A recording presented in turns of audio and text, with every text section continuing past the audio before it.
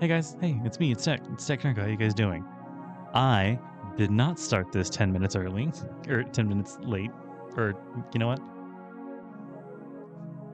I may or may not have forgotten to start the recording a little bit ago, but whatever, that's fine. We're playing through. I'm excited to go further into Hollow Atraxia. I'm almost afraid that like I'm scraping not the bottom of the barrel, because I feel like this is only what, like episode 28, 27 or something? But like I'm chipping away at it. It's good. It's very fun. Although I am skipping through most of the days. I'm skipping through more scenes, I guess you could say, than I really have been expecting. Anyway, today we're gonna bug Caren more, or figure out what's going on with the what's her name? Ilia's mansion more. We'll see. I'd like to. Oop, shit, what the fuck? This is not where it. Mine you. Oh, okay. Immediately, it's not what I expected. The first year was spent deciding who to hate.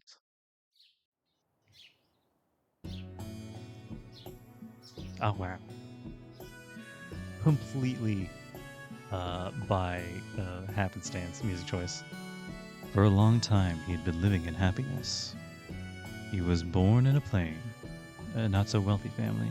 Gotta wake up at 6, they'll catch a pod. Alright, Shifty. Glad you could make it anyway. Take care, Shifty. Bye. It's good seeing Shifty every once in a while. Anyway, he was born in a plain, not so wealthy family. He had parents that were normal and a sister much younger than him. He woke up early in the morning helping his father in the forest, carrying back the yield of the day to the village. Oh, thanks, Shifty. That world of his was simple, his everyday life didn't change. That work had gone on for decades. His father and his father's father probably entered the forest and lived under the grace of the mountain the same way. Just like his father and grandfather, he was also going to live a dull and boring life. There was the restlessness of youth, but he knew that would leave him as the years passed. A roof to sleep under, enough food not to starve, and the warmth of his neighbors. That was all he could ever ask for. But why? Why did it have to turn out like that? Villagers were at least entitled to this dull life. It hadn't been a rich village, but they brimmed with the rightness of being able to live normally and die quietly. The other villagers weren't any different from him. The other villagers thought of him as one of them. This is something that vexes him even now. Nothing had suddenly gone wrong. There was no mistake anywhere. The choice that was made had been, undeniably, the will of humanity, including himself. That's why it still vexes him even now. Had it at least been the will of heaven, he could have cursed God's cruelty and been done with it. Filthy demon. It came without any warning, as naturally as saying good morning to another. First the eyes. Leaving the house, he went towards the wood like always. He said hello to a passing neighbor, but was ignored. A disaster took place in the middle of the village. Villagers he had never met surrounded him, and he would never return there again. Hey, leave the left eye. The ceremony was performed calmly. Apparently, he had been the devil himself. This fact, unknown even to him until now, left the people in grief and disgust. Finally, their anger rose up, and his fate was decided. Damn noisy he is. We should take care of the throat. There was more doubt than fear within him. Why? Why do this? Why did this happen? Why did it have to be him of all people? After all, no matter how hard he thought about it, there wasn't a trace of a pretext to be found. And on top of that, how? Yeah, as long as he can breathe, I guess. How could they do such a thing? tendons in his arms and legs. Only the tendons, mind you. His body belongs to everyone in this village. You must leave enough for everyone. Several men took care of the ceremony. Cursed by almost everyone he knew, his arms and legs lost their function even while retaining their shape. This is your punishment for not endowing our lives with abundance, they said as they meted out appropriate punishment to every part of his body. Cut his tongue off too, as if it would give him the satisfaction of letting him die. Insulted by many of those he knew, he was covered in filth.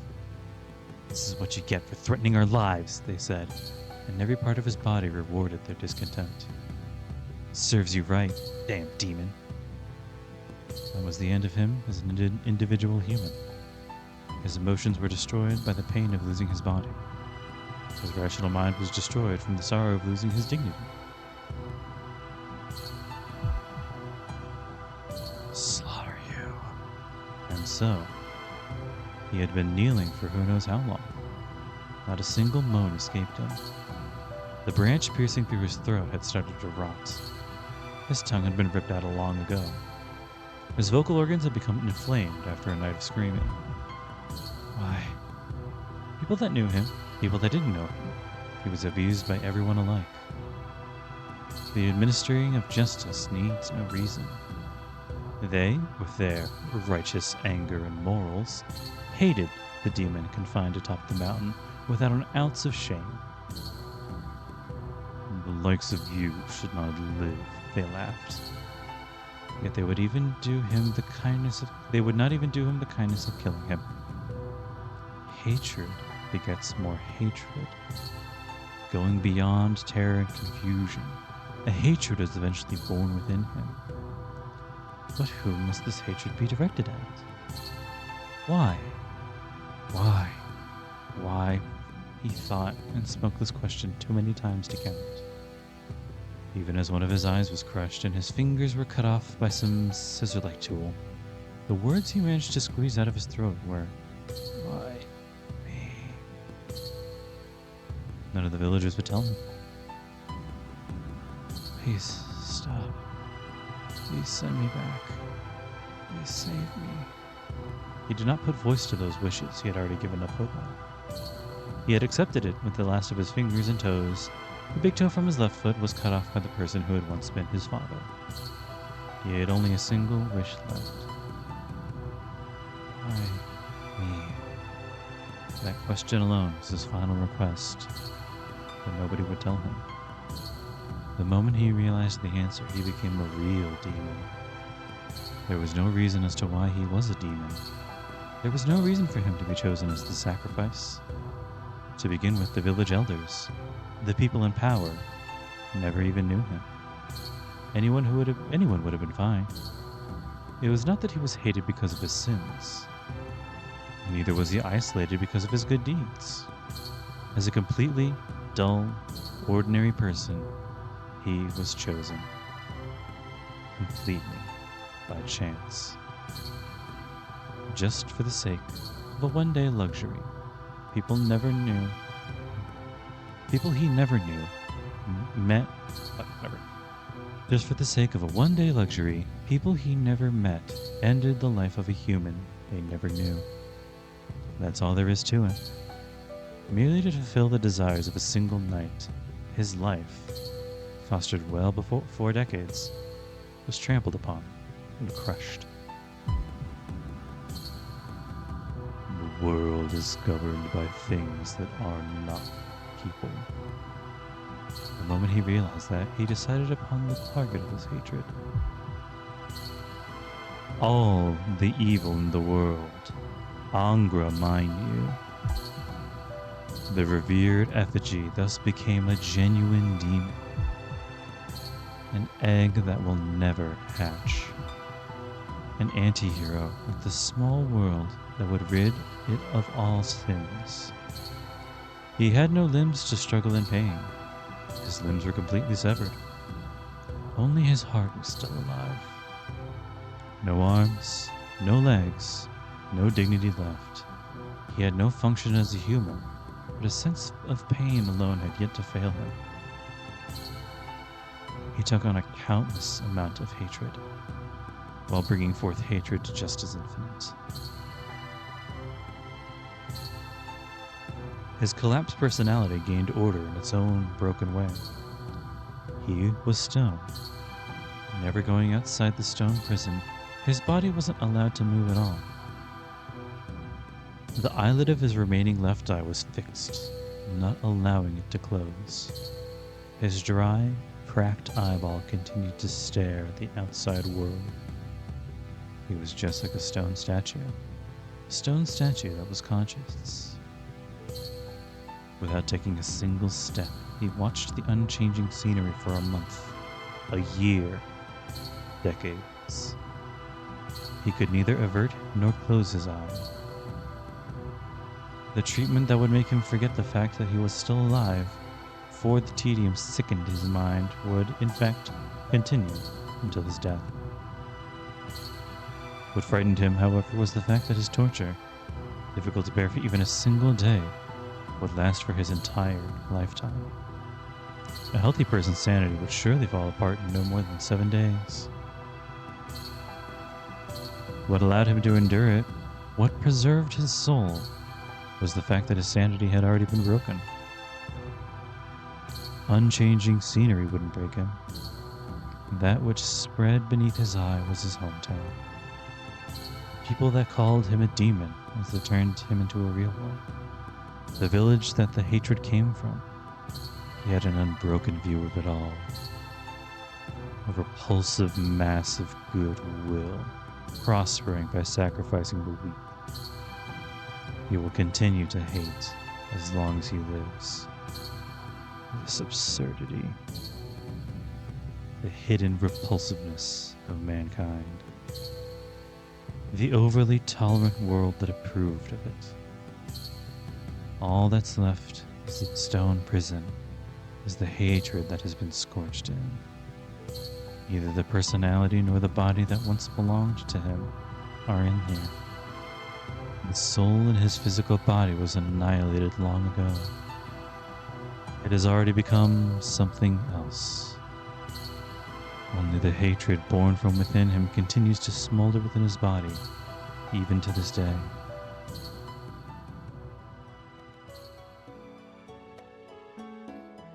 Who knows how many years passed like that?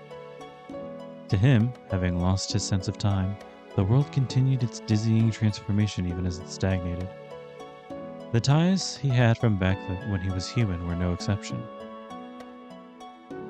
The people that chose him, the people that took away his legs and arms, the people that were his blood relatives, the people that hated him, the people that he loved. Their hatred did not last long as they held the human held by the human they sacrificed. Those who stole everything from him disappeared from the world before he did. Like shooting stars. The strong, merciless flicker of the ever-coming days burned into his eyeball. For a long time, he was left in that sunny spot. He saw so many lives, the results of too many meaningless lives, consuming time and space, burning up their own lives recklessly, bearing children, amassing riches, yet ending without a trace. Hollow as they may have been, they were not void. Although they ended, it wasn't as though they did not continue. The wheel of time keeps turning. Lives wither, then bloom again. The cycle of prosperity and decay. The scenery before him kept on spinning. There were times of destruction, overrun by believers of a different faith. There were times of expansion, taking in fresh blood. Throughout it all, he continued to stare with hatred. Hatred was the only means by which he could connect to it. There is evil atop this mountain, breathing malice into all of us. That became a teaching passed down the village since old times. As long as there was hatred, as long as he was hated, he would not die. The new villagers hated, worshipped, and thanked him as their everyday enemy. The young man who had become the demon didn't even exist there anymore. Hatred that gave birth to nothing. A blank space that existed to help life advance smoothly day after day. An open hole in their everyday life, a dumping ground that received all their overflowing emotions. What a convenient, false void that could never become anything. That village, too, disappeared in a flash. Neither decaying nor prospering. Times changed, people changed. Hey! Sorry, a Steam notification popped up that I wasn't expecting. Times changed, people changed, and the mountain village, having fulfilled its role, went back to being an open field. Everything he hated disappeared without a trace. His name and his body had been lost, and he had even lost sight of his soul. And in the end, even hatred left him behind.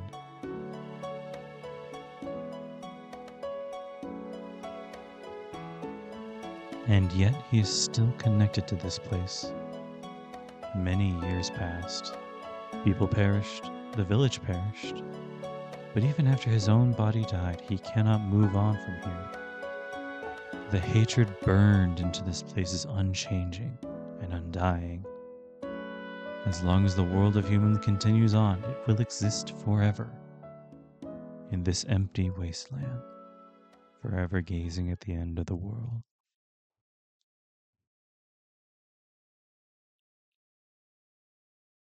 And like that, I finally opened my eyes.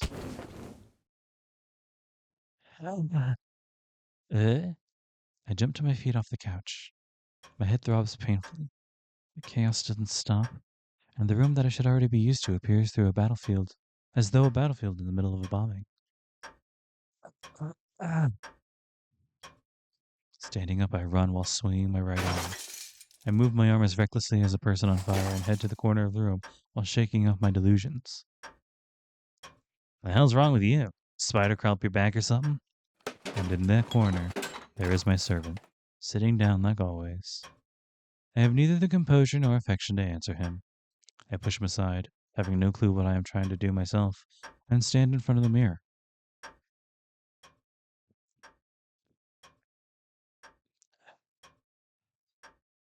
Well, the figure looking back at me is exactly the same as it was back when I stood here for the first time. There's no irregularities. There's nothing wrong with me whatsoever. But, if I remember correctly, when I first saw this mirror, I felt uneasy. What happened to that arm of yours? On my left hand. I feel dizzy. Something that was locked away comes pouring out. It's right. I noticed it at that time. There's something extra on the me reflected in the mirror, and something that should be there is missing. What made that uneasiness so vague? You back to normal yet? In that case, time to keep going. It's not our style to lose all this time, huh, master? Was it not the servant that's now laughing behind me? I keep staring at the reflection in the mirror. My disordered mind, unable to bear the concentration, sends me into another bout of vertigo. And there, within my vision, flashing on and off, I see a terrible image. Oop, shit. My ragged breathing starts to calm down. I touch my left arm with my right hand. It's only an illusion. The left arm is certainly there. So is a lingering feeling of discomfort that I can't seem to erase. What, something wrong with your arm? A voice from behind me. My mind, having just settled down, picks up speed once again. No, not particularly. You, on the other hand. Oh, hey, new person. Hey, Chloe Harper. How you doing? Hope you're having a good night. Just, hey, thank you. We're just doing some more reading. It's Hollow Atraxia. Get comfy. I'm just gonna be reading some of this. I turn around. Opening my eyes, I look firmly at him. Hey, that's the first clear look we've gotten at our boy here. Hold on. Wow. Nice tats. The boy laughs like a clown. Do I like streaming on this game? Yeah, it's fun. Well, fun is an interesting word. It's more interesting than fun.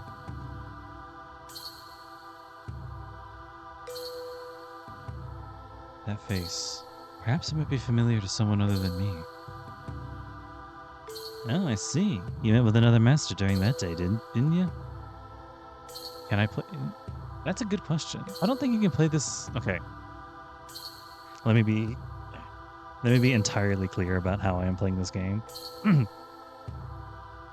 This is I think this is a version that was like ported from PSP or ripped from like a PSP or something. I don't remember.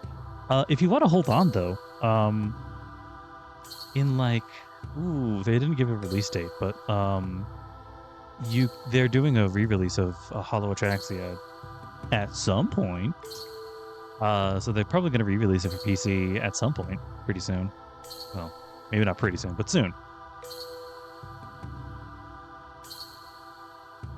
He knows. His servant knew everything from the beginning. I realized that long ago, yet I did warn you against strolling around during daytime, didn't I? Well, whatever. The little lady's story is totally true. The Holy Grail war you got sent out to ended half a year ago. Am I playing on PC? I'm playing on PC right now, yeah. I think PC is currently the only place you can play a Hollow Atraxia. And I got it from a very a very interesting download place. Let's not worry about that right now. Still wanted to trust the servant. And so the ones that kept this Holy Grail war going. Oh, and so the ones that kept this Holy Grail war going ain't no other than the two of us. I thought surely the wise miss is going to figure it all out, and yet she's running around fooling herself, denying her own memories and doing her darnest to stay on her own little world. Do I ever stream? Okay, yeah. So it's in. I think I updated the Twitch channel description. I try and stream Monday, Wednesdays, and Fridays because it's kind of my free times. Wednesdays is the days I stream on Twitch because I like to do a little bit extra with this particular download. The other games that I stream is currently Fate Extra Triple C, which is kind of a spin-off. Let's not worry about the direction. But yeah, Monday and Friday I'm streaming on YouTube usually, and it's gonna be Fate Extra Triple C. And Friday's game is a little bit. It's sometimes up in the air. Currently, I'm reading Route Zero for 100 Line Last Defense Academy with a friend. It's all waiting for anybody who wants to look at it on YouTube. Same, I think I linked my YouTube channel in there. You're a digital artist and you work for the streamer since. I work for the streamer since 4 to 3 years. I don't. I don't think I'm interested in looking at your portfolio right now. You don't need to subscribe. Just check out the videos to your leisure. I know that's kind of like a weird thing to say, but like, just check out your videos to your leisure. I'm not really like, oh, the number. Ooh. I mean, it does feel good to see the number go up, but like, I'm not like jonesing for it. Do I want to see your portfolio? Not really. I'm kind of in the middle of something else right now. Sorry. But maybe if you drop it in the Twitch right now, people watching the Twitch later can get to it, or like if you want, I can put it in the description. Maybe, I don't know. I'm gonna upload this on YouTube later, so just if you want to, feel free. But I'm not guaranteeing that I'm gonna check it out like right now.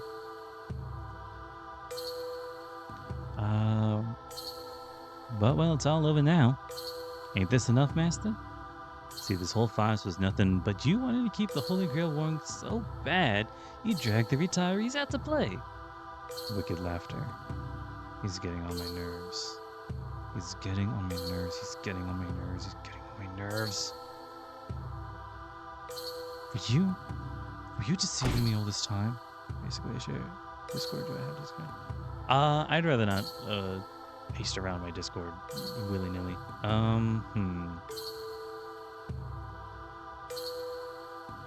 If you're doing solely Discord, I don't know, man.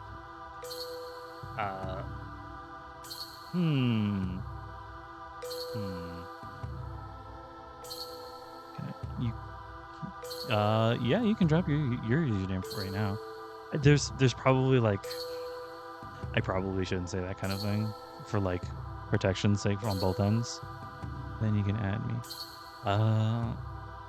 But like if you're willing to, man, like feel free. I'm like I said, I can't guarantee that I'm going to take a look at it right now. But you know, if you want, I can. Do you have any? Okay, hold on. I guess that sorted itself out. Anyway, if there are no further interruptions. Were you deceiving me all this time, Avenger? What slander? You just never asked. Had you asked me what happened to the Fifth Holy Grail, well, I'd have gladly told you how you... It hurts. My chaos-filled head hurts. My eyeballs that glare at him hurt. My disordered breathing hurts. And above all, my throbbing pain in my left arm, as if it's been amputated. Pain. But it's alright. Oh. Pain. But it's alright. I'm sure you'll look up soon. But if you notice, then this... The shadow holds his hand out.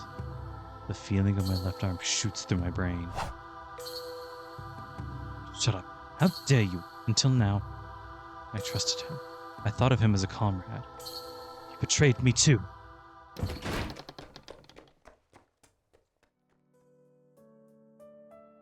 Oh. The moment I let loose those words, I lose all rational thought. Just being there, unable to bear my own existence, and ran out, my feet taking me somewhere on their own, as if just running away. My torn memories, the left arm spilling invisible blood, they have taken all rational thought away from me. I can't remember. I certainly heard it, yet I still can't recall the conversation I had with that girl. Dead, she said. Someone had died on the Fifth Holy Grail War was over. Died? Who? I fled back then too. Not even hearing that the Holy Grail ended was enough to disturb me. So how did such a trifle end up destroying me so thoroughly?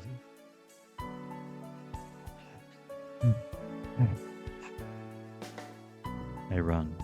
I have nowhere to go, yet I'm running towards one very certain place. My left arm feels like it's being torn off. A sense of pain invades my mind, causing endless chaos and confusion. I, who left my hometown, an antique that had no place in the association, I was driven further and further into a corner as I tried to find my worth. I could not. After leaving my hometown far behind, I then realized just how much I loved it. Yet I could not go back. I had nothing definite. My own self was still vague. I built up an imposing exterior and nothing more. And on that day, for the first time, I saw a strength I could rely on, not needing anyone. I selfishly admired that, thinking how much easier my life would be if I could do the same.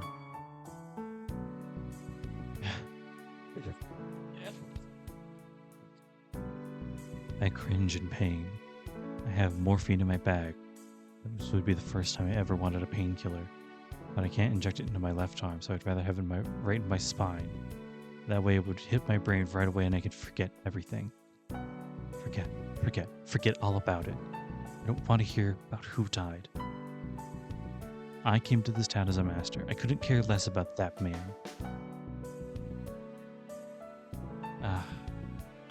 Why was I the one chosen? Bazette Fraga of Agreements is a sealing designation enforcer. In a way, you slice it. A Holy Grail war in a faraway eastern land was definitely outside of her jurisdiction. There has to be a reason. There has to be another reason I'm here. That reason made me so happy. I was so happy to be able to meet him again after all these years. A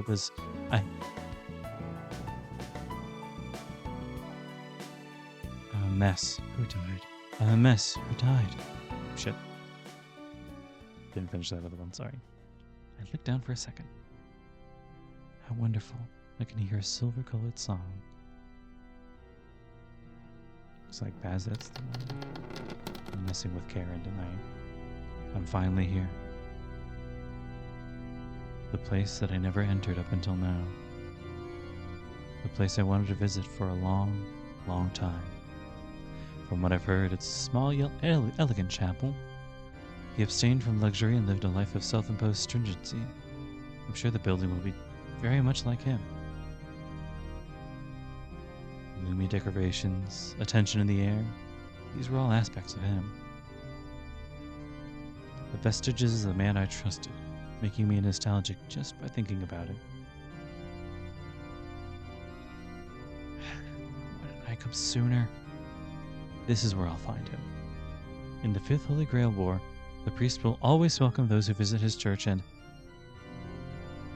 Oh shit. Huh?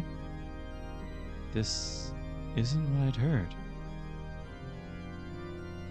Nothing but ruins and an unfamiliar girl waiting for me in his place. You are... The pain is at its climax. It's as if my left arm is falling off. Oh, you are... I am the priest's substitute, but the Mine Kyrie is not here. He is no longer in this world. Open your eyes, Bazette. That which you desired never existed in the first place. Just ask Mine Kyrie. Never loved you even for a moment.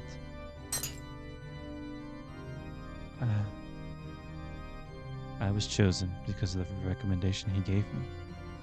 To think you were nominated directly by the supervisor. Seems like there is some personal friendship between you two, doesn't it, Bazette? Not even the vulgar sarcasm of the association fazed me. I was happy to be chosen by the man that never chose anyone.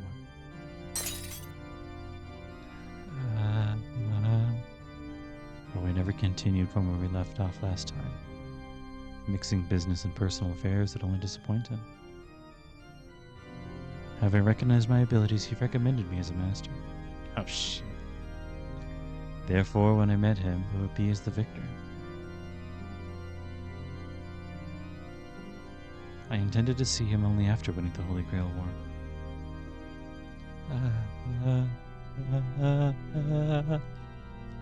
Everything was going smoothly. I made contact with my ideal servant and set up my base in a Western-style mansion which had been used by a mage before. Soon, all 7 masters would be present, and I was preparing for the upcoming battle. He came to visit me in that room, and...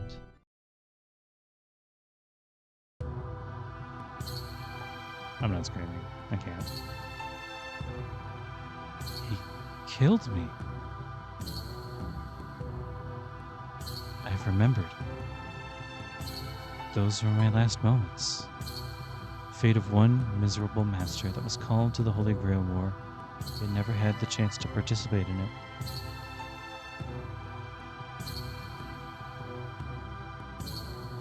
See, his whole thoughts was nothing. But you wanted to keep doing the Holy Grail war going so bad you drank the retirees out. It's exactly as Avenger says. But Amelia attacked me from behind, and I was on the verge of death. My left arm, holding the command spells, had been torn off, and I was left alone in that mansion. My wound would bring death if I moved even slightly. Yet it was also a fatal wound that would eventually kill me even if I didn't. Barely alive, I made a wish from the bottom of the consciousness that was running out together with my blood. Not for revenge. With death overtaking me, I had no room for anger at being betrayed. Nor was it despair. My dimming mind felt no sadness at the betrayal. At that moment, I had but one thought remaining in my heart. I don't want to die. I don't want to die in a place like this. I don't want to die in such a pitiful way. I can't bear dying alone like this. Time had stopped. More than halfway towards death, I kept on screaming until the remains of my life were all used up. And then,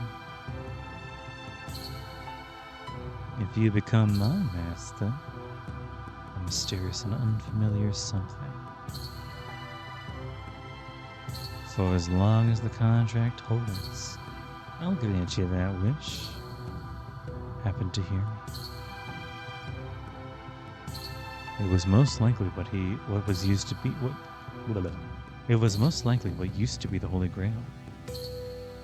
The formless void inside the Holy Grail smashed by the winner of the 5th Holy Grail War. By all rights, once the Grail's been destroyed, it ought to have returned to the Throne of Heroes. But that thing lived inside the Holy Grail. No.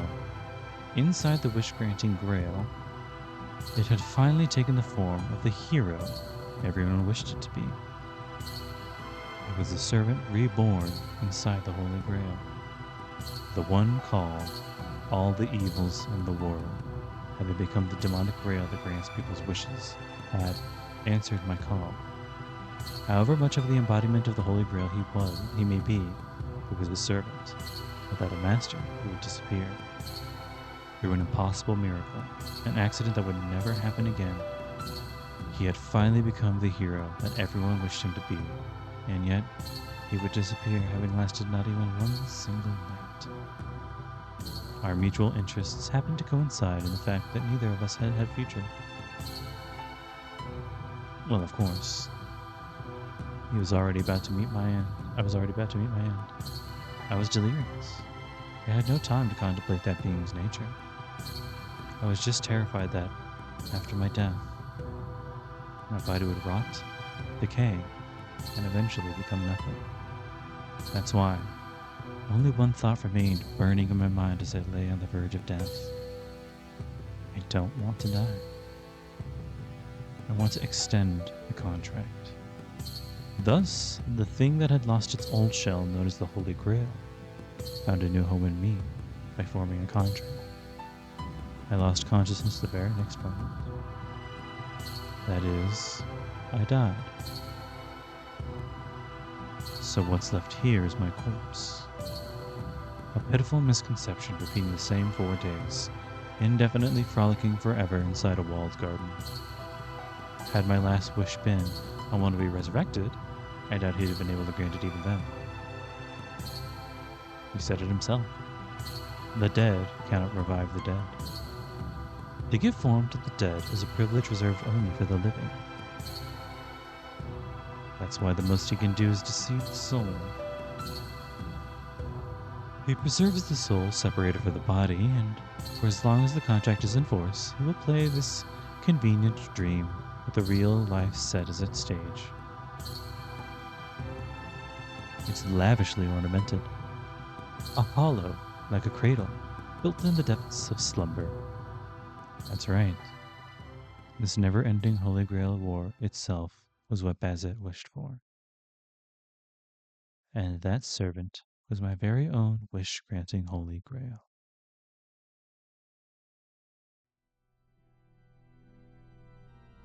I finally get to the church several minutes behind Bazette.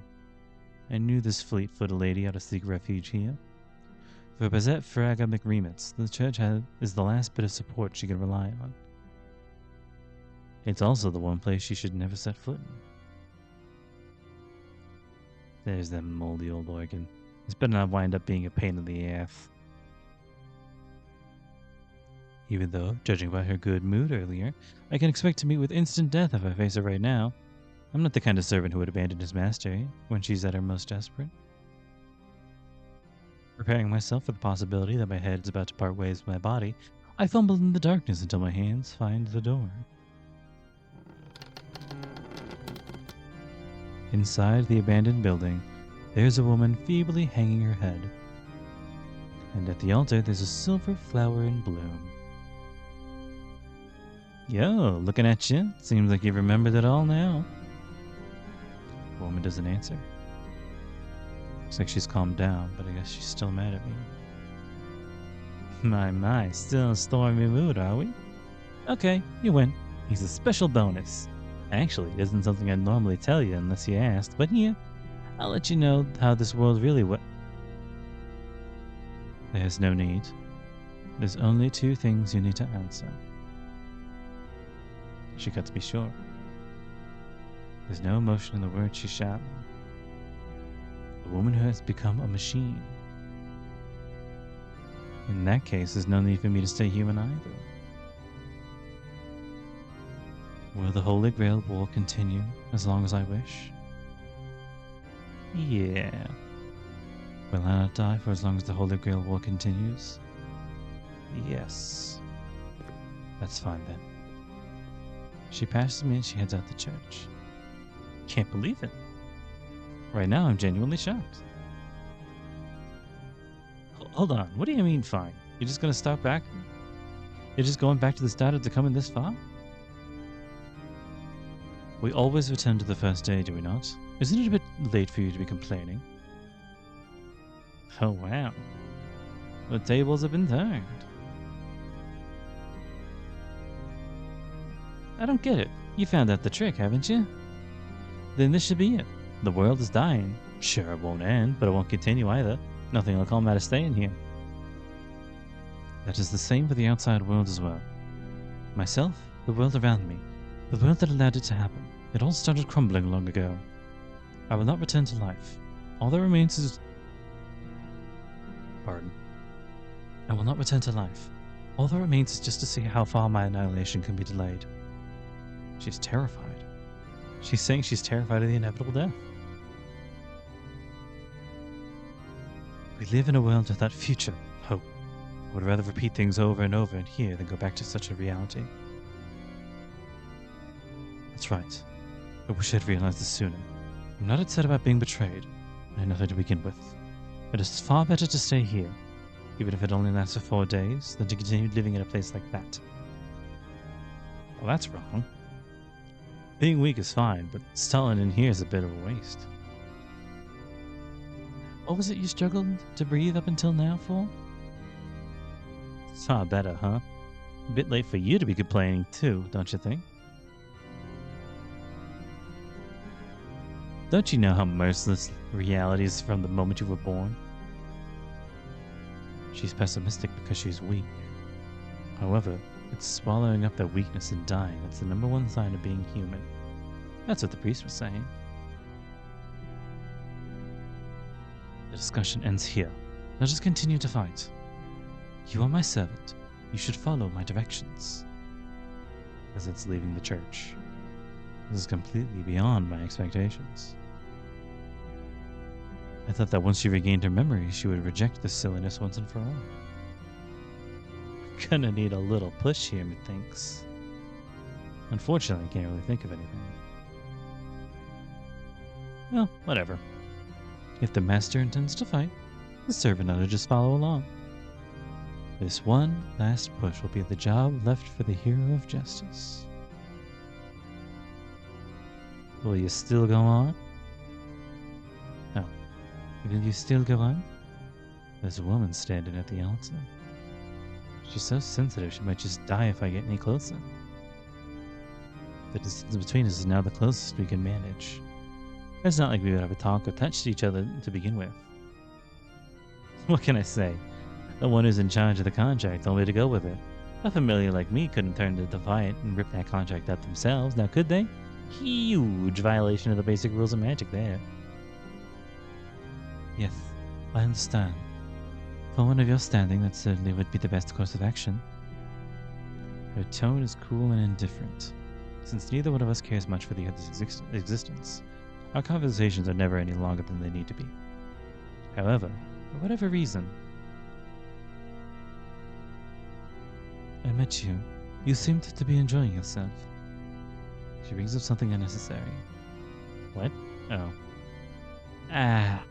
Well, if I was having fun, I guess that's good. I give a vague reply.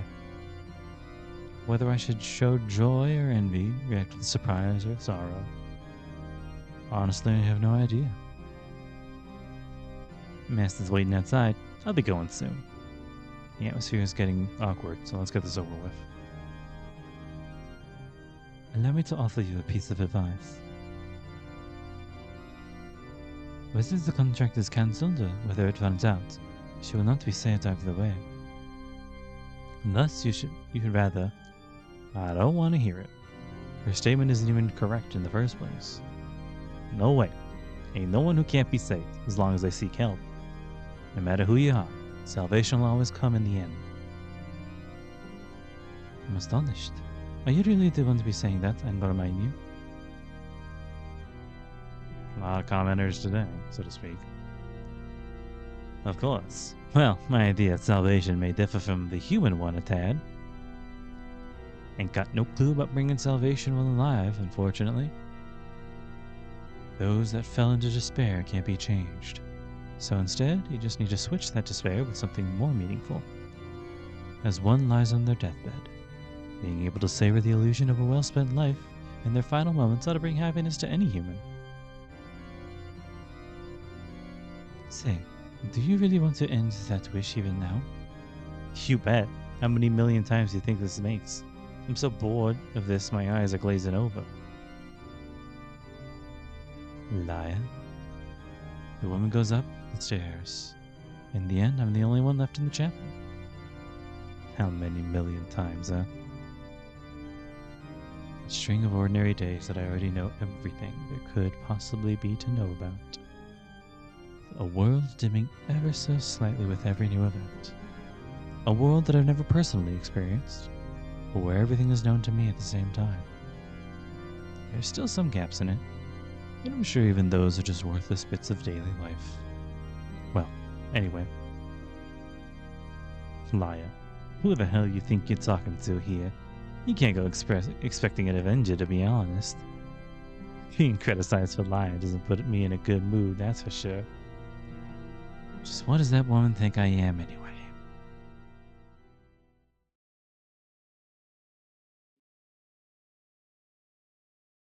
Cradle Hollow.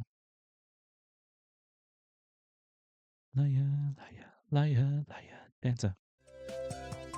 Hey, new day, let's go. Anything. Anything new. Hey, okay. Let's hang with Rin. No, I said we'll bother Caren. Let's bother Caren.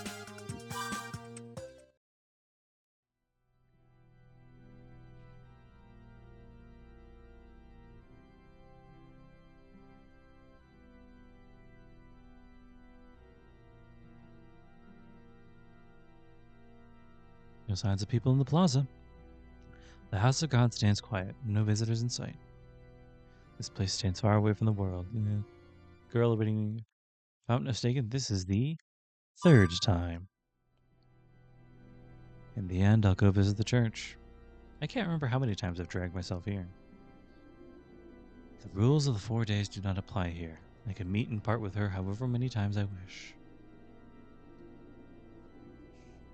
The two of us would eventually run out of things to talk about, though. New elements do not enter here, so it's only natural that I would someday fill in all of the events. I come to the church to fill in the blank spaces, and this will be the last time. Visits after this one will mean little to me.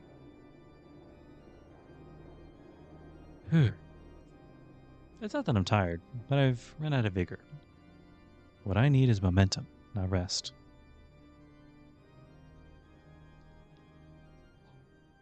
Let's go produce a little energy.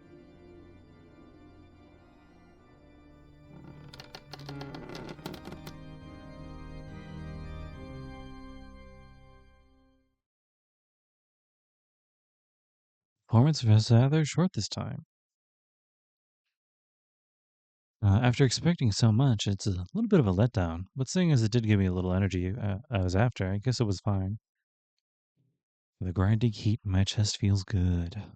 And they do say it's bad for your health if you don't get angry once in a while.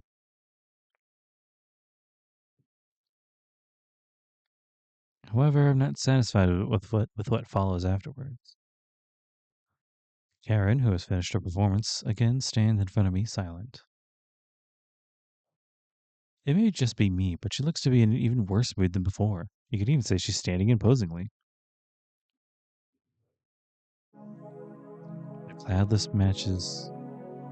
This cloudiness matches this church. Rather than piercing sunlight that makes you feel alive, it's this deathly grayness that matches the church so well. The church itself has a long history. Built way before the war, it was renovated after incurring heavy damages during the Third Holy Grail War. A person named Kotomine Rise was dispatched as the qualified candidate who was particularly familiar with the land.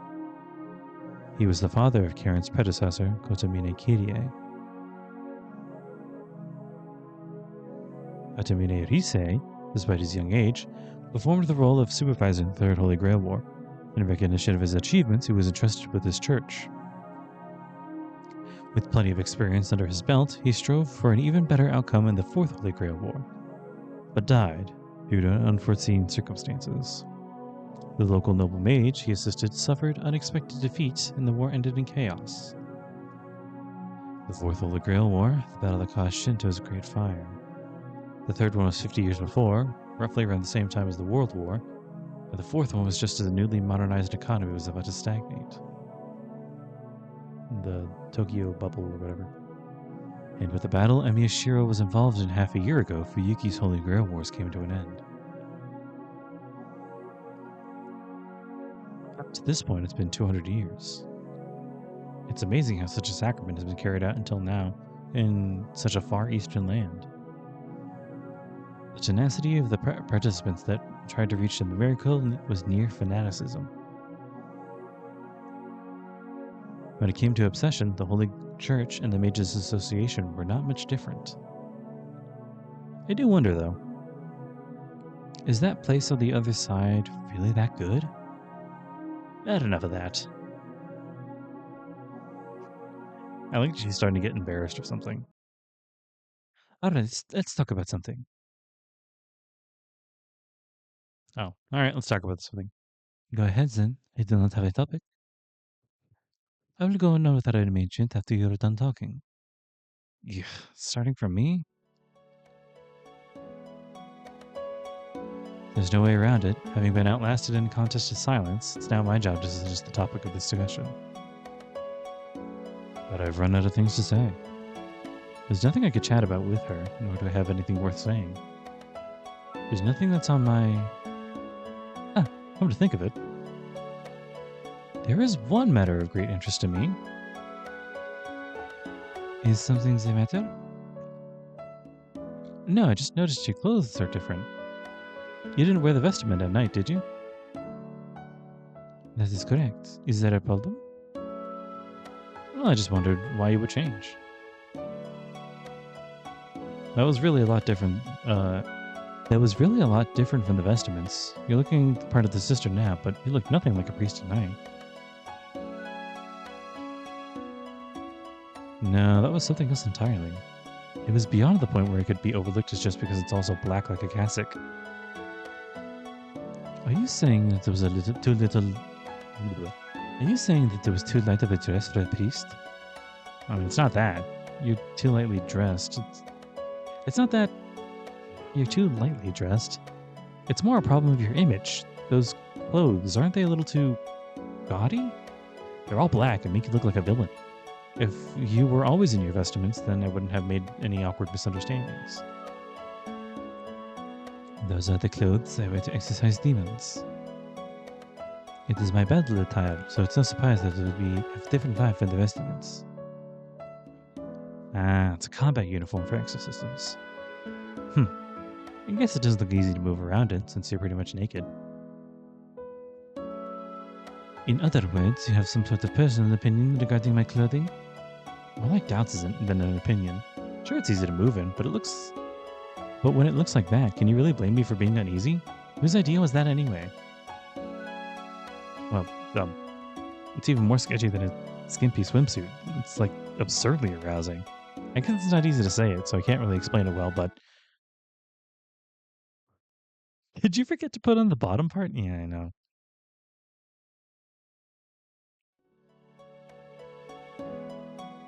No answer. Does that mean yes? That is by design. There was no skirt to begin with. Please cease your wicked thoughts. Yeah, she's really reading my mind. I guess. Yeah, there's no way it could be like that.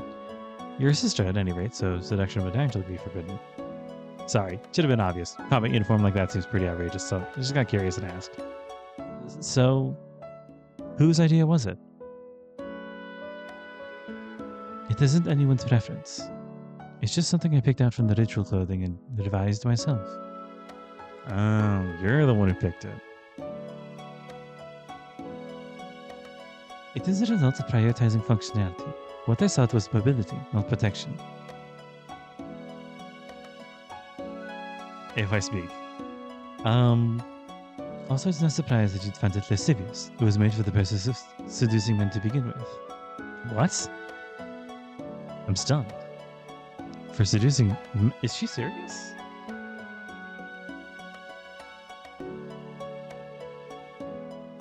What's with that? Didn't you say seduction was strictly forbidden? You're the one who said that? I haven't said anything about it being prohibited.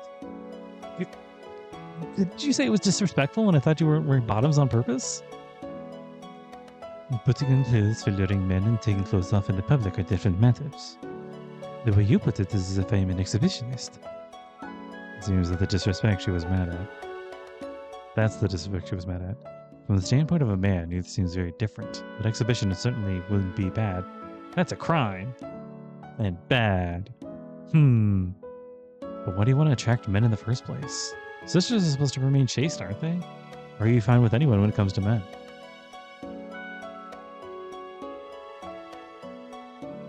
If a man wishes it, I won't refuse. For example, if you feel the thirst to uncover a woman, a response, I shall quench it. That too is my work. This body is meant to respond to pain. You will not suffer punishment. I would be getting violated not by you, but by a demon. You, as a human, would not bear the weight of the crime. I see. If you think about it, even when she's not doing anything, she's always tinged by the taint of demons. Even if nobody dirties their hands, she automatically gets aroused and comes anyway.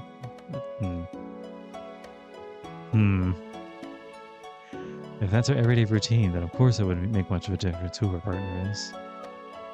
Whoa. So what you're saying is your daily praying and being violated by men is the same kind of work? Oh man, have you actually been tempting me this whole time? Yes. If you so desire, then I will be your partner as well. Really? Lucky me. Because you see, I have no desire for it, so it's all good. No, I'm glad. I'm very glad that I can get by without humiliating a girl. No matter what anyone says, I am not the slightest bit inclined to try it. Even if she asked me, I would want no part.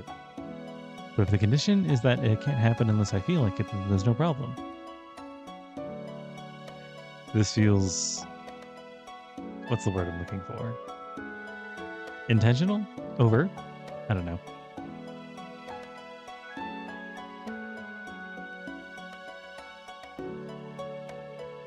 Is it because I have yielded my body to many of the opposite sex? Do you prefer women who are pure and innocent? No, I'm not really picky about that. Something Sakura. Anyway, if you're doing it because they want to, then why don't you just do it all day at night and forget about being chaste? You guys do have that slogan, love thy neighbor. I do not think that that and my work are different. I do think that may work different. If anything, I'd say my conduct is closer to that of a prostitute. I mean, that's all the more noble. Casual relationships and relationships of monetary exchange are bad either. Way better than being some stuck-up woman who just leaves you hanging. This feels very like he would not say that, but like, do we know that for sure? I don't know.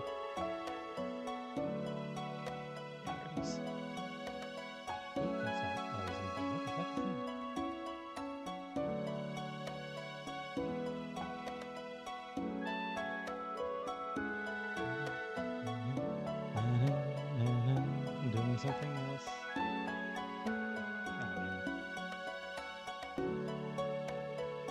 That's annoying. Okay, whatever. There aren't any. I look over the church with a glance. There aren't any statues here. Doesn't look like as if I'll be accused of slander. And so you get it? Even if you're a prostitute, like you say, there's no need to feel down over it. It's not that I don't want you physically, it's an emotional problem. I may have the desire, but as long as there's no love, I don't want to really get involved.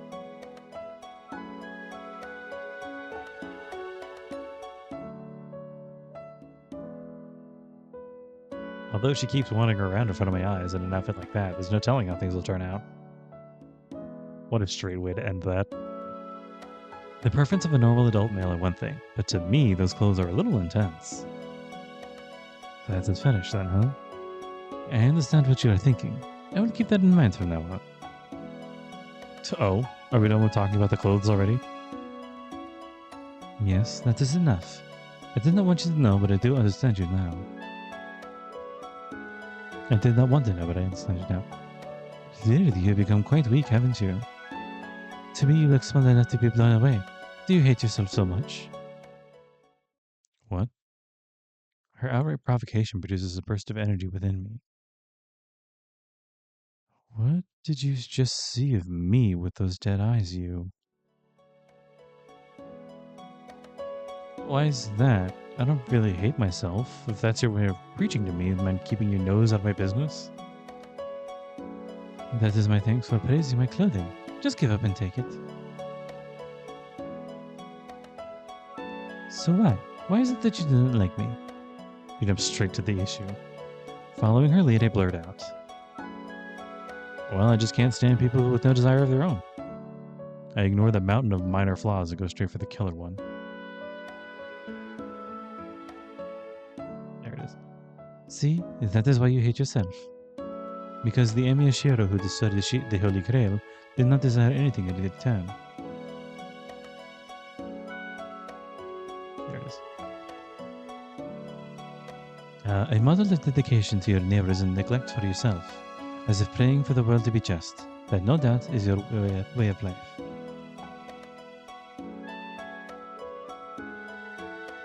Yet I wonder why. Why can you not feel the beauty of it? Well, I mean, it's not beautiful in the slightest. The problem comes before even judging whether it's good or evil.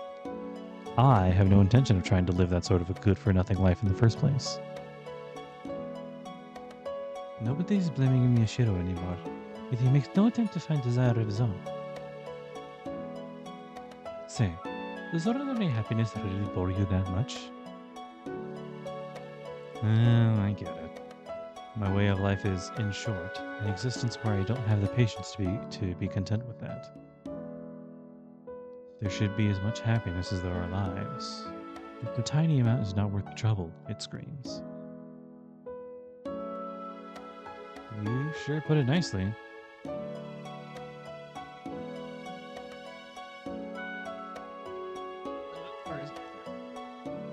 As expected of the substitute priest, that's an irrefutable paradox.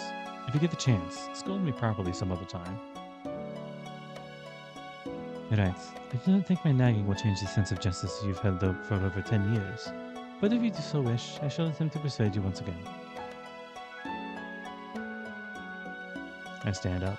I should have left earlier. As soon as the organ stopped, really. What I wanted was an energizing hatred. Realizing my disgust for myself is making all of that motivation disappear.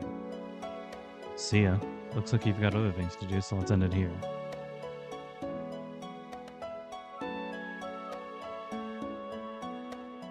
If I go any further, I'll be venturing outside my domain.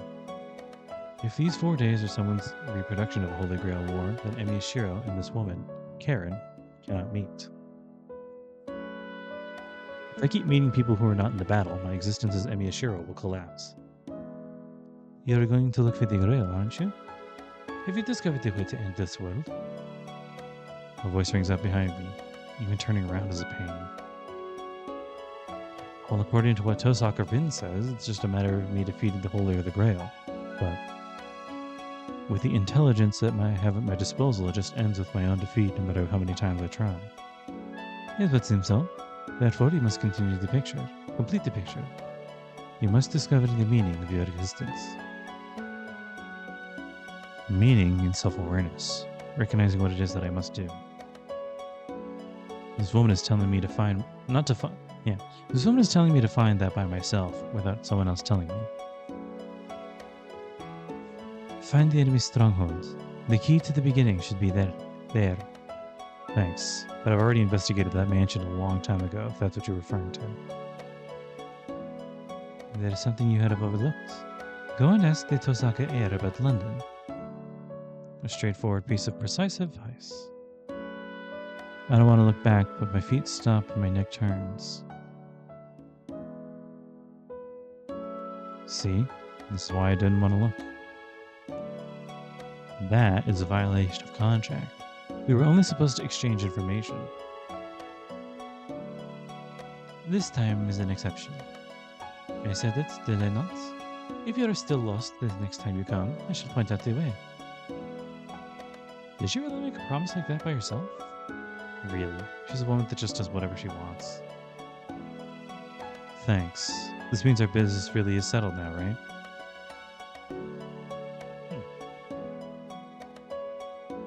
Yes. This is as close as I can get involved with Emi Shirou.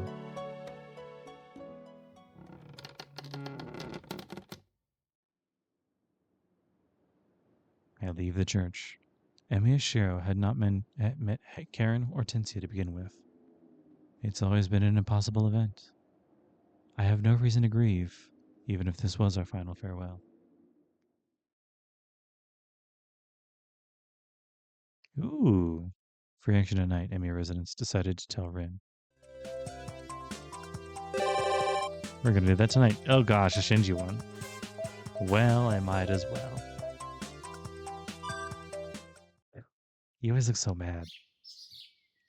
Not exactly loving it either, man. Although it's an abrupt question, with the excellent housekeeper known as Sakura being monopolized by the Emi residents, just how is the Mato household holding up, I wonder? In other words, no. In other words, what do you usually eat, Shinji? This guest sure asks some surprising questions right after showing up without an appointment. If you weren't an old friend, I'd have you hanged for that. With a broad smile, Mato Shinji gives a gentlemanly response. As expected from the son of a bourgeois, he's been brought up well. So, what do you really want, Emiya? You couldn't have come here just to ask a pointless question. It's not pointless. After all, I have Sakura helping me with dinner, so if the Mato family's meals are suffering because of that, I have no excuse. I'm not gonna give her back because you're a abusive asshole, but... that. Just like always, you only think about unnecessary things. Shinji lets out a dry laugh. The cynicism doesn't have its usual bite. You seem down, Shinji. Are you really not eating enough when Sakura's not around? Of course not. We employed a housekeeper to take care of our meals. Well, I usually ate out, so the housekeeper just took care of grandfather. Oh, you hired a housekeeper? Well, yeah. Our place is bigger than Tosaka's. It's hard to manage without one or two housekeepers. Before Sakura started going to your place, she just left everything to the housekeeper too. Huh. That's unexpected. Or maybe not? Sakura only took up cooking after she started coming to my place. In the beginning, she couldn't even make rice balls well. She was on the verge of tears.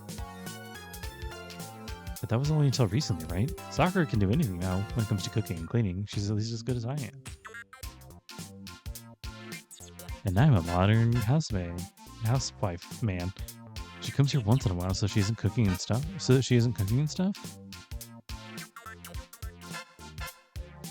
That the right to remain silent has been invoked. Shinji stays quiet like a cornered animal. Criminal. As though he wants to get something off his chest, but is scared of what could happen later if he said it.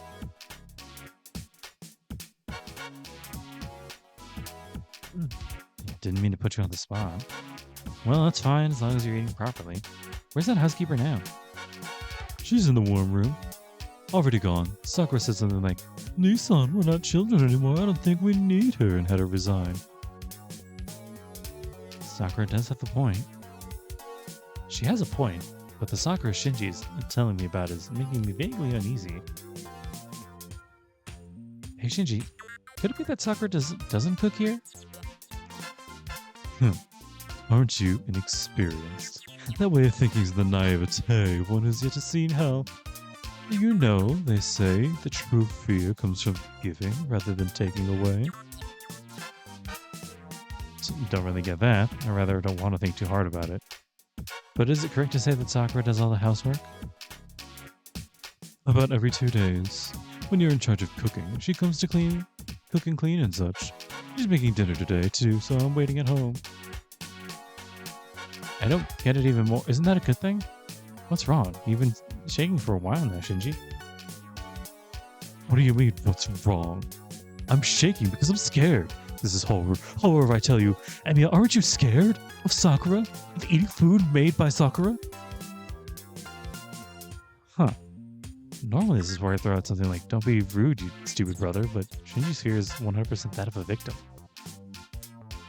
What, does Sakura's food taste bad or something? No, it's not bad. I wouldn't say that in front of her. But the taste is better than the family restaurants around here. Well, it's too common for my tastes. No matter how hard she works on her techniques, Sakura's still Sakura after all. And no matter how scared he is, Shinji's still Shinji. I wonder if you could call this a kind of brotherly love? Well, putting that aside, then what are you dissatisfied with? All I'm hearing is that you're boasting about your sister. No way. Why would I ever boast about Sakura? I'm trying to say it's about her behavior, not how the food tastes. That's right, this is a good chance to ask. Oh, that's right, this is a good chance to ask. Say, Emiya, when you eat her cooking, do you feel like you're being watched? Watched? No, I don't really get that feeling, do you? I feel it. Or more like, it feels like it's stabbing me. She's too sensitive about table manners. If I leave some salad, she looks away like she's unhappy.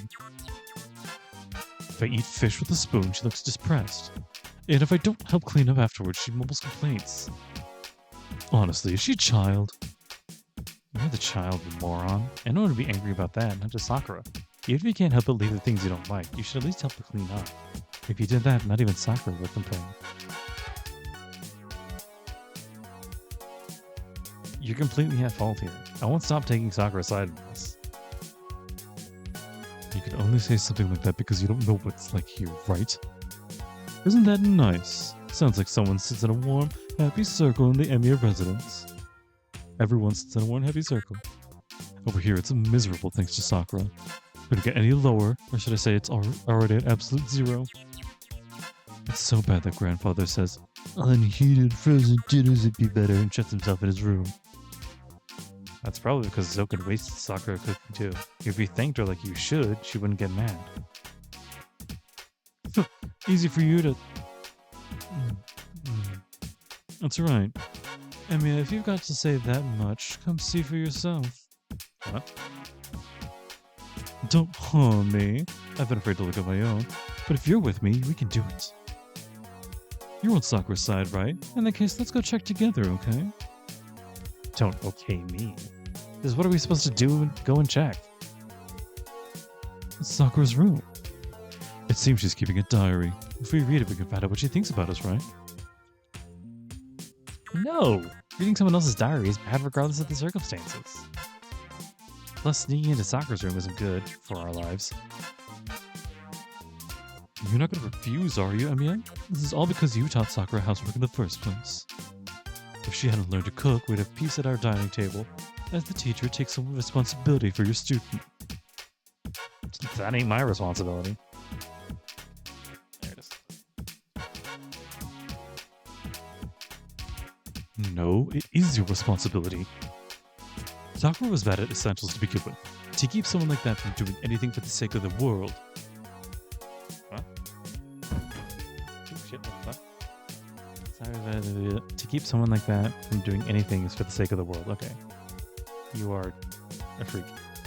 Well, because you went and tempted her, grandfather and I have to tremble like chickens on a poultry farm. I'll way past my limit. Come on, Emiya, if you save Sakura, then save us too. He leans towards me like a zombie. In the dim Mato mansion, that performance isn't funny. I get it. Get away from me. Stop touching. Jeez, you're overthinking this, Shinji. Fine. I'll keep you company. But on one condition. If we find Sakura's diary, and it says something like, if only Nissan would help out, you'll reform your way of thinking. Do this, and we'll come to an agreement. Ugh, fine. It's a bit irritating, but I can do that much. Good. It's a promise, Shinji. Oh, that's cool. Oh, it's interesting. Then this will be for Sakura's sake. Oh, that's right. If this gets Shinji to help with the housework, it should be fine. Sakura would forgive even something as terrible as sneaking into a girl's room without permission, right? We ascend the stairs of the Mato mansion, dark even at noon. Shinji's face doesn't look so good. He's the one who said, let's go check, but it feels as though he'll run away at the first opportunity. Emiya, there's one thing I forgot to mention. In front of Sakura's room, in front of the firmly locked door, Shinji whispers to me. For about half a year, there's been some weird barrier around Sakura's room. Granted, this seems like magic. She learned from Ryder. Be careful if you want to come back alive. Something about that. Huh? What's with this foreshadowing that feels like a bad end flag?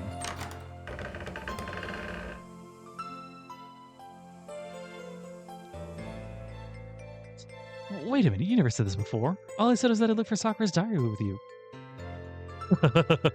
You really are stupid, aren't you? Do you think I'd beg you in tears over something like that? Sakura will know someone's intruding as soon as the door opens. But if you're my accomplice, maybe she won't go too hard on us.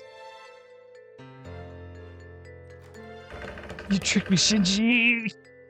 However, Shinji-kun does not understand in the slightest. Sakura-san's anger does not change no matter who it is.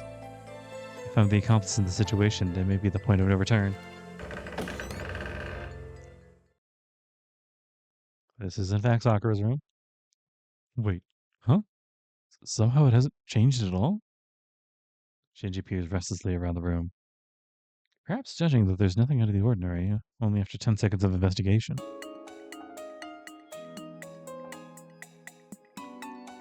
What an anticlimax. If this is it, I shouldn't have snuck in sooner. Shinji barges violently into the room. Shinji, the thing you lack the most is caution. I have no choice but to carefully follow him. Damn, here too? Shit. We have no time. If what Shinji says is true, Sakura will have noticed that there's someone intruding. Assuming Sakura's at my place, it would take 30 minutes to run at full speed to the Mato residence. I had to finish this operation, retreat as fast as I can, and come up with an alibi for those 30 minutes. Within those 30 minutes. Shinji, for the time being, let's search the desk. If it's a diary, it's got to be in the desk.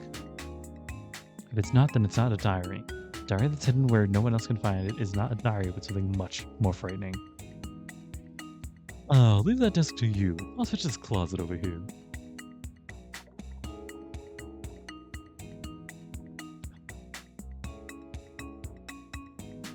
There's a lot I'd like to say about that. But for the time being, if I find a diary, it'll be all over. Fun home economics, beginner's course. Wrong. Simple 3-minute poilaying? Wrong. I can't tell anyone how to relieve your stress. Wrong. 100 Chinese cooking traps. How to defeat Chinese chess? Wrong. But weird. Caring for the elderly at the end. Grip the neck tightly. That's wrong as well. No. I think we found something very, very correct, actually.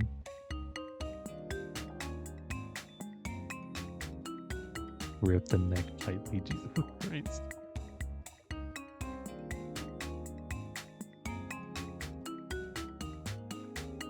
I feel like I need to sneeze.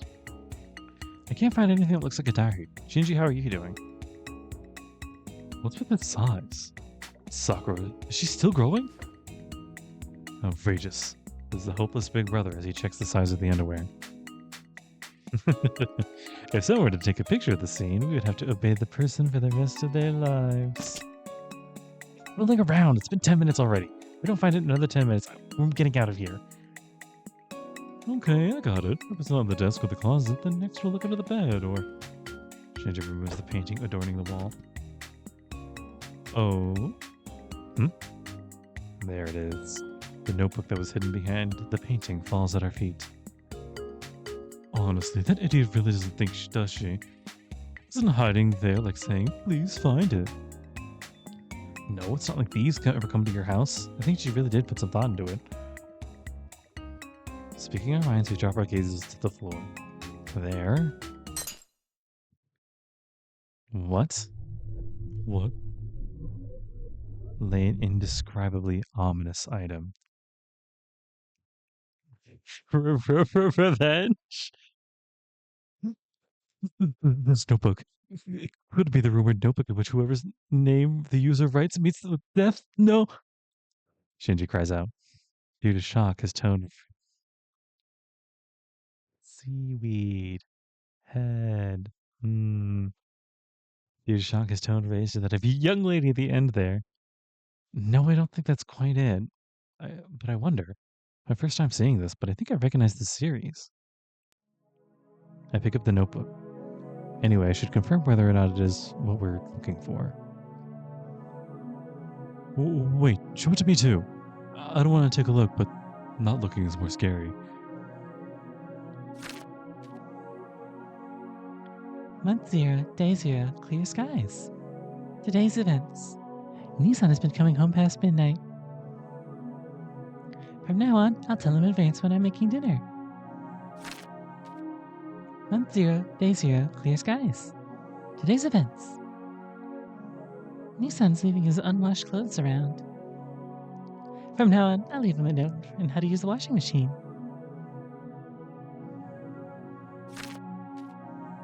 Month 0, day 0, clear skies. Today's events. Nissan's spending a lot of money. From now on, I'll tell him precisely about the monthly spending limit.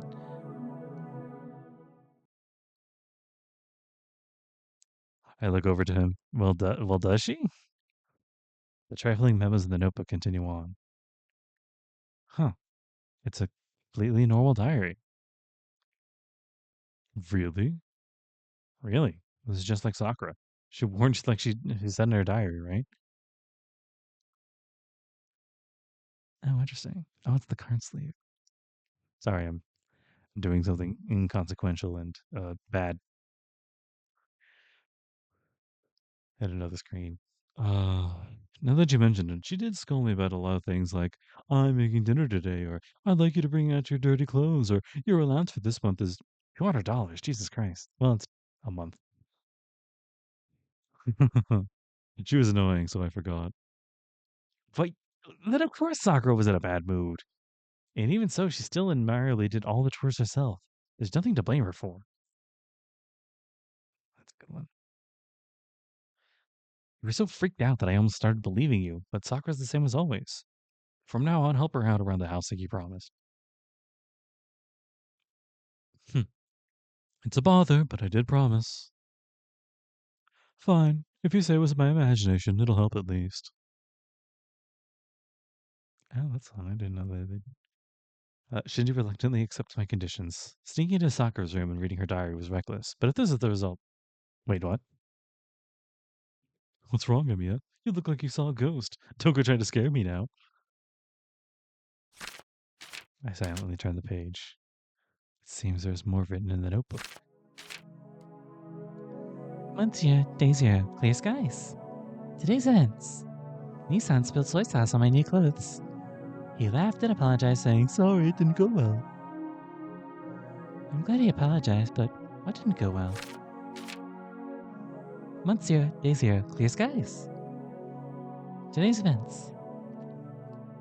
Grandfather complained, "My desire Sakura had such a poor memory. In that case, I should have chosen the older sister." I think if I don't improve my skills at magic, it would be unfair to Grandfather. Month 0, day 0, clear skies.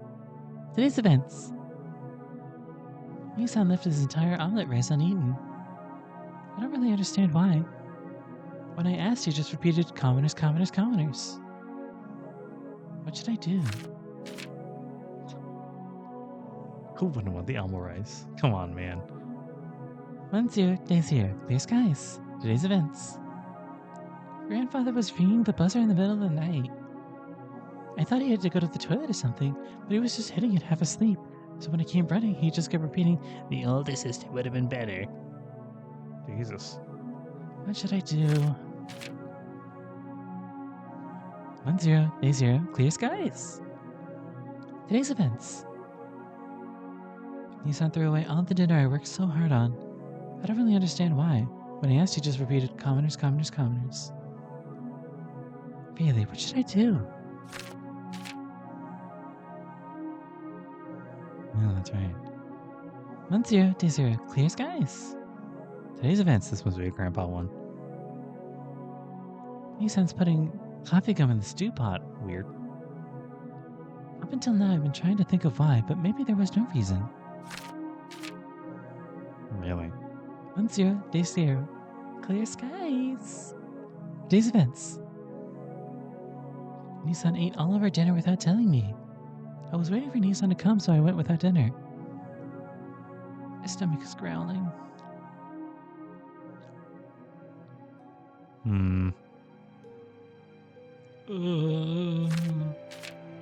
As if something is urging me to turn the pages. This is dangerous. Oh, yeah, that's right.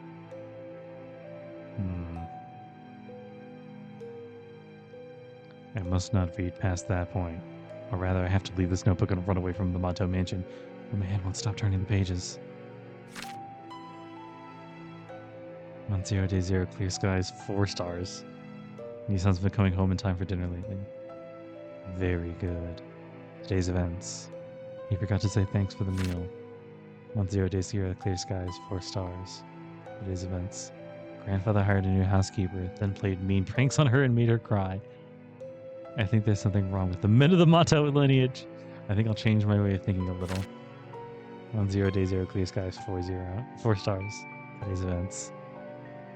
Nissan left 1 piece of lettuce and 1 tomato uneaten. Month 0, day 0, clear, 5 stars. Today, my brother. He smacks his lips while he's eating. I don't like it. Month 0, day 0, clear, 5 stars.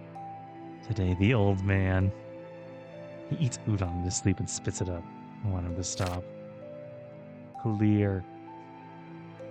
Today, my brother. He came home 2 minutes late. I don't think it'll happen again. Clear. Oh my god. 1, 2, 3, 4, 5, 6, 7 stars. Today, my brother. He refused to clean the bath. Unforgivable. 5 stars. Today, the old man. He left 1 grain of rice uneaten. Unforgivable. Oh, shit. 1, 2, 3, 4, 5, 6, 7, 8, 9 stars. Today, my brother. He threw away a magazine after he read it. Unforgivable. Month 0, day 0, clear. Today, my brother. He ate my hamburger. Unforgivable. Month 0, day 0, clear. Today, my brother. Left his salad uneaten as usual. Unforgivable. Clear. My brother has a bad posture during meals. Anyway, it's unforgivable. Today, my brother. Unforgivable. Today, my brother. Unforgivable. Today, my brother. Unforgivable. Today, my brother. Unforgivable.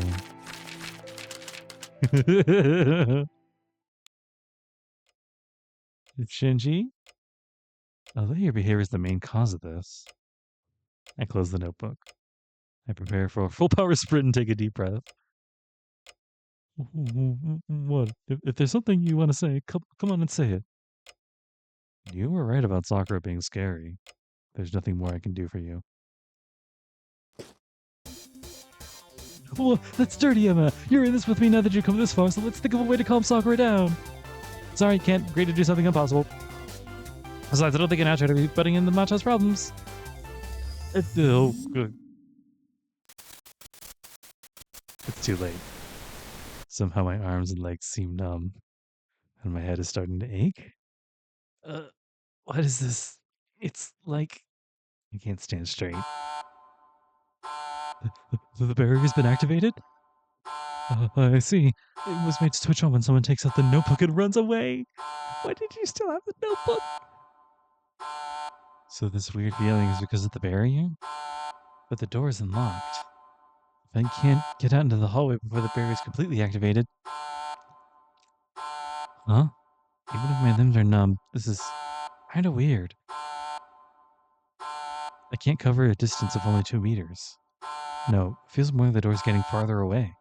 I fucking tossed the thing. My head hurts. There's no way this could be a hangover? That's right. This dizziness is like severe drunkenness. It would be like tripping. So that's why the door looks so big. Isn't it fun, Emiya? We've been drugged, huh? Hallucinogenics? LSD? Disney? Wow. Cool. The room's getting bigger? Shinji's pleasantly drunk out of his mind. I see. So the door's not getting farther away, it's getting bigger. No, wait. Maybe me and Shinji are getting smaller. Then we just won't be able to reach the hallway. Huh? What was that sound just now? Hey, Shinji, what do you think that sound was? Oh no, my speech is getting slurred. It's an illusion. It's all an illusion. And I can't oppose the effect on my central nervous system. It is unmistakably writer's suggestion. There is a pattern of cursed eyes mixed in with the wallpaper, so I fell for the trap just by opening my eyes. What do you mean, what? You're such an idiot, Emiya. That was the sound of the front door, so it's obviously the sound of Sakura turning on. I see. It's already been 30 minutes after all. We both laugh.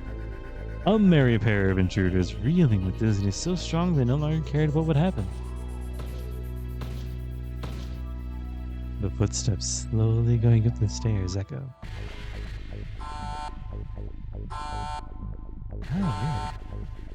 Oh, it's all right.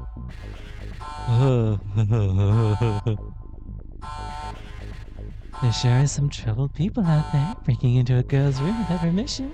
How shameful. How unforgivable. Even if her siblings don't think I could let this pass. Danger! Danger! There's an aura of rage that can't be hidden even if mixed with that unnatural monologue. I've sobered up. My limbs are still numb, but I've come completely back to my senses. Shinji, we're getting the fuck out of here! I grab Shinji's head as he rolls around laughing and run for the door. My head's going to break. This drunkenness I've never felt before is making like everything's flying around. Bro, it's too late. You gotta hide somewhere in the room. And so the death sentence gradually draws nearer. It's like we're in a different world now, huh? By the way, Emiya, when it comes to ketchup, I'll take Delmond, you know? But Sakura goes by just co-op ketchup. God damn, it's delicious. I've changed my mind about co-op ketchup. But I don't approve of it because I'm the prince of the stars. I never approved of the commoner's taste. That's the wrong house. Oh, that one sold out too? Shit. At least the budget was the one available. Nope, that one sold out too. Never mind. Fuck. Shinji's pleasantly panicking. It's no use. There are lights flashing inside my head. Although it's an abrupt question. With the excellent housekeeper known as Sakura being monopolized by the Emi residents, just how's the Mato household holding up, I wonder? I wonder. I shouldn't have. Ah, come on. Why did I have to go and worry about that? Stupid. Oh. Really? That one too? Shit.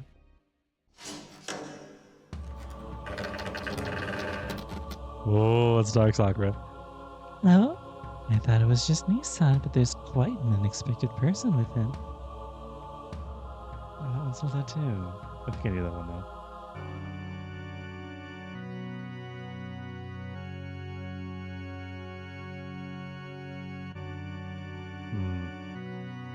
Sakura smiles sweetly. The glint in her eyes reminds me of Ryder's mystic eyes. Even if it doesn't paralyze the senses, it certainly has the same impact. No, Sakura, I can't explain this. I'm surprised. Do you think that Senpai would join up with Nissan to sneak into my room? Normally I'd be happy, but now I'm a little sad. She's not listening.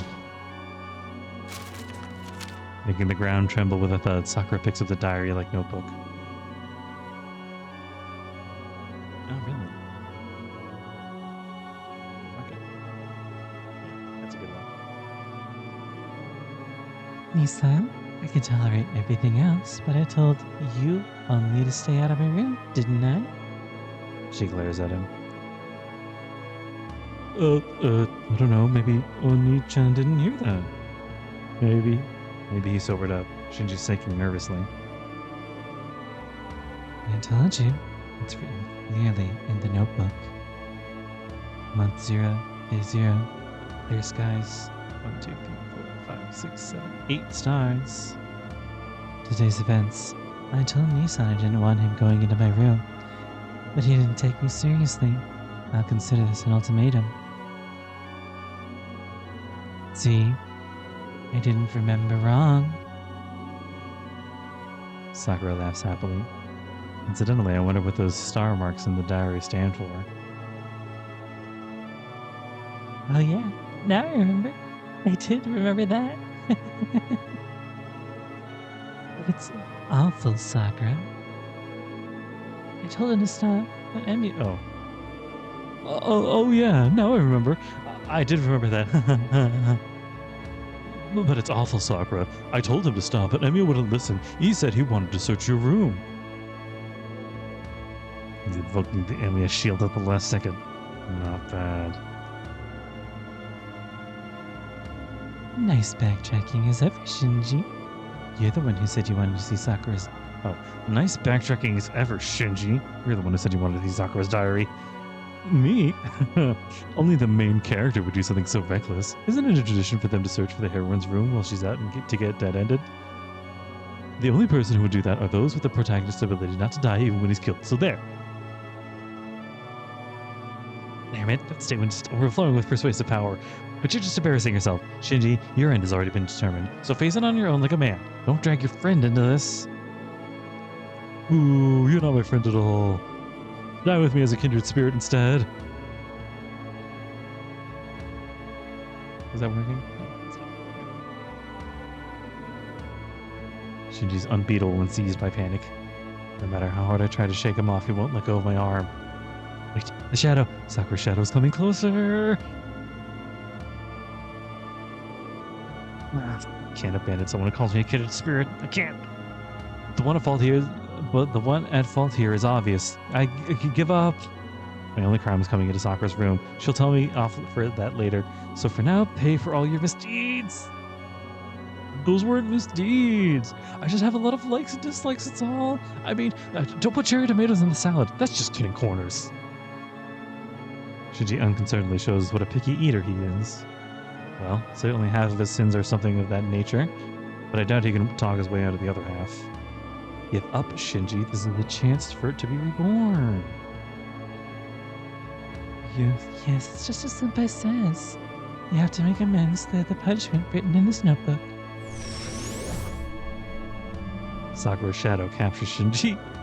Goodbye, Shinji. Our short team up was fun, wasn't it? Oh, Mia. Pattern 39. Now, there's no need to be so afraid. Relax, Shinji. Now, relax. There's no need to be so afraid. Relax, Shinji. Even Sakura doesn't hate you. She just wants to mend your ways. She won't go so far as to take your life.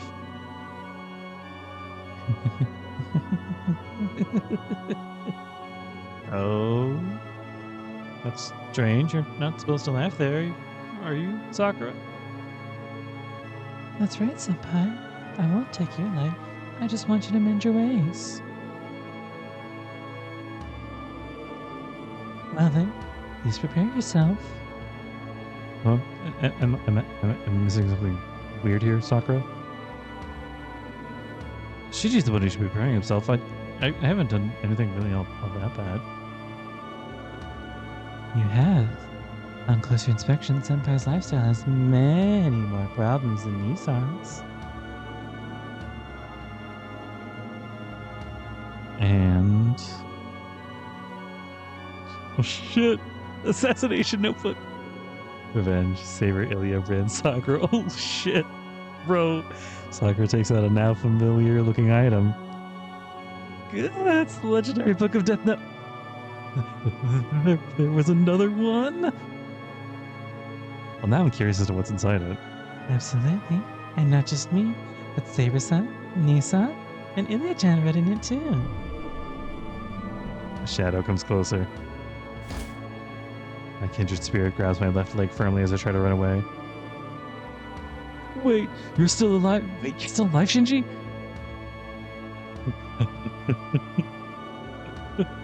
Relax, Emiya. Sakura's not a monster. You're the one who said she wouldn't take our lives, right? She will! She most definitely will! You don't know what Sakura's like when she snaps. I got it. I'm gonna blame Sue. I'm sorry. Let me go! Too late. Fine, it's fine. Let's die together once in a while, Emiya. Come to think of it, dying in Sakura's room's kind of like fate for me, huh? Yeah, it is. It really is. Oh, interesting. Please don't make me go through that fate with you. Ah, my consciousness is slipping away. This sucks. I think there was one of those traditional absurd dead ends waiting for me. Huh? Suddenly I wake up. When I rush to check the time, it's already past midnight. Whoa, I'm really sweaty. My whole body's drenched in a cold sweat. Must have been a terrible nightmare.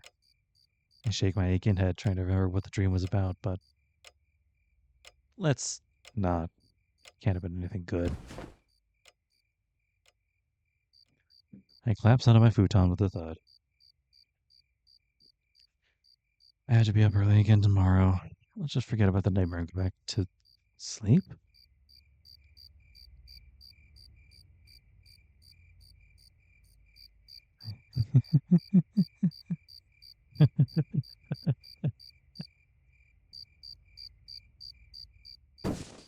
Yeah.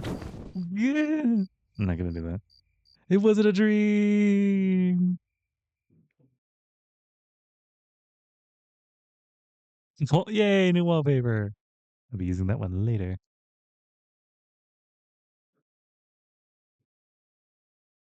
Oh, two.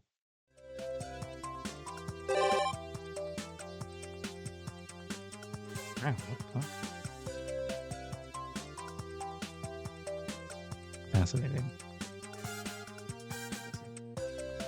Anyway, ooh, new Taiga.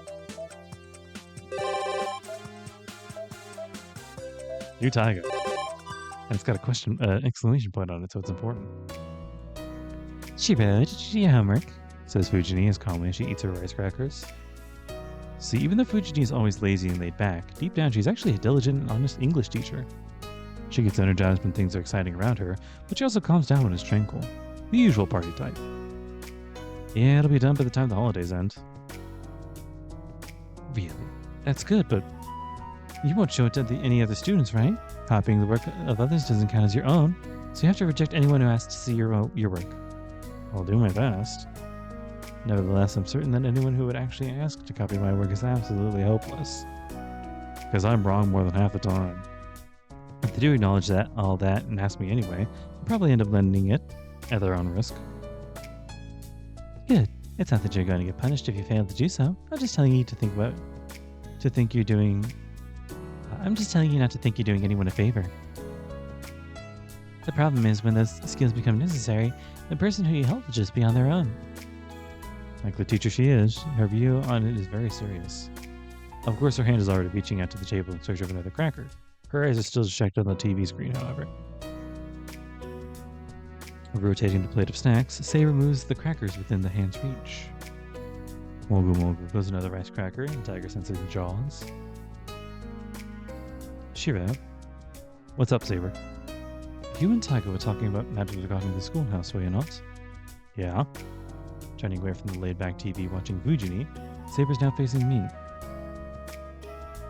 Well, that is not a particularly meaningful question. I would like to ask what kind of a place the schoolhouse is that you and the others regularly visit. No, having visited on several occasions, I'm familiar with the building itself. Did I already put it on? Yeah, here.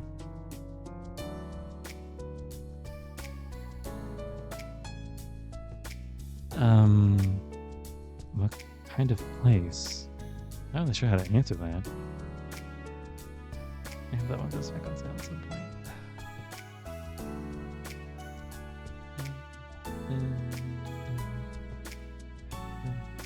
I hope this one goes back on sale soon. Oh, I guess it's always on sale. Somewhere. Interesting. Anyway, I think it's just a normal school. Nothing really special. Well, we may be putting a little less attention on club activities than other schools, though. Just normal, is it? Yeah, I can't really think of any other way to describe it. It's not like we have prominent gangs or anything. What else is there to say? Taking a sip of tea, I suddenly thought of something. Fujini's right there, so I whispered to Saber. Hey, didn't you say that when servants are summoned, they gain knowledge of their current location? That is correct. However, I am not asking what the school itself is. I'm asking what kind of school it is Umurahara. I see. If that's the case, I might still have a way of explaining it. Then Saber-chan. Fujini, who was just watching TV, suddenly turns her head towards us. What is it? If you're curious, why not come to visit sometime? Is that all right, Tiger? No problem at all. I knew you won't cause any trouble, Saber-chan. Well, we can't let you walk around all by yourself, though. Of course, we need someone to show her around. Hey, Fujini, who do we usually have showing visitors around the school? Well, whenever we have an important guest, it's usually the teachers that show them around. Fujini, you need to think this through carefully. We can't hand Saber to just anyone. It should be someone we can trust. Well, it may be for the best for Saber to go with Fujini. It doesn't really put me at ease. Among others I can count on to look after Saber, the ones I could possibly show her around include the student council's president, Issei, or maybe its advisor, Kuzuki-sensei. What are you saying, Shirou? I'm saying that if Saber were to come to our school, we'd need a trustworthy person to guide her around. So why does it absolutely have to be somebody else? Shouldn't showing Saber-chan around be left to you, Shirou? What? Me? Can I? Is it alright for a regular student to show a visitor around? Of course, unless you don't want to do it. What are you saying? It's nothing like that. It's actually the exact opposite. I'd love if I could. It's just that I didn't really think it was appropriate.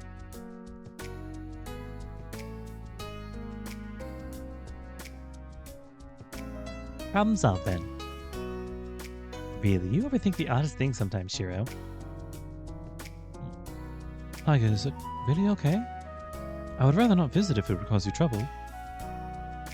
Saber-chan. When an adult says it's alright, children shouldn't keep worrying about it. Wow, Fujini's on full adult mode this morning. It's truly fortunate that only Saber and me are around. You're fine with that, right, Shirou? I'll leave the tour to you. Yeah, I bet you'd also prefer it if it was someone you knew, right, Saber? Yes, that is so. Also, Fujini, what are you grinning for? Crap, did I let my guard down? Fujini had suddenly shifted from adult mode to tiger mode. Because it's pointless if it's not you, Shirou. Saber-chan's instituted in Shirou school, so anyone else just wouldn't be right, would they? What are you saying, Tiger? I'm simply curious to learn about the schools. It's not like I'm interested in Shirou's particular club activities or anything. Alright, no need to be shy. Big sis understands everything.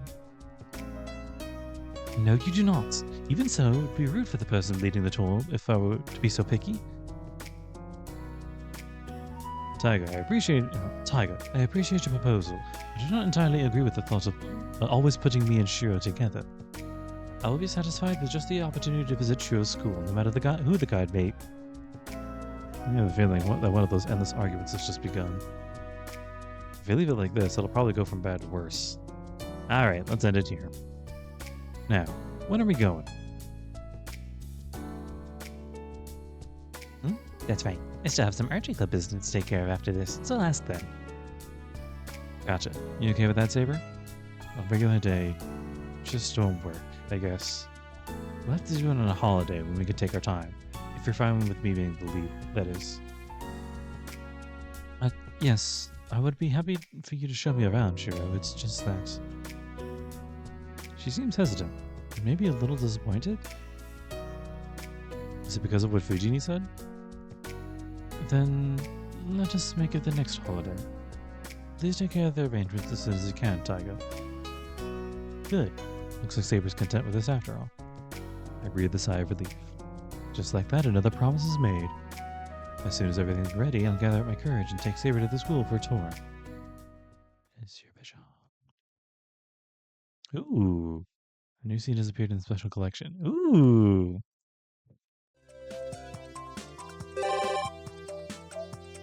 Something new here. Ooh. Something new with the Tosagas. With someone new or someone unusual? What a way to start off. And so the investigation met its end. The convergence point of all events, the terminus of all possibilities, the one and only key that can definitely bring an end to this case.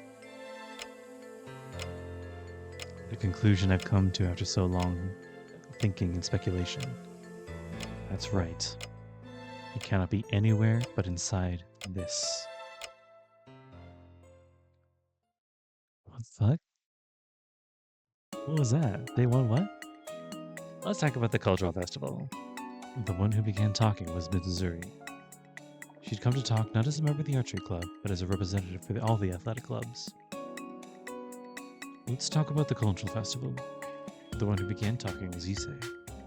In order to make sure the cultural festival was successful, he had requested a seat at the talks with the athletic clubs, who had yet to come up with a unified plan. I get it. In that case, how about my place? One sitting between them and shrugging her shoulders to amusement was Tosaka. Tosaka, who happened to be present by coincidence, volunteered to act as a mediator. Great, so let's go with that. Sorry about the Semiya, but...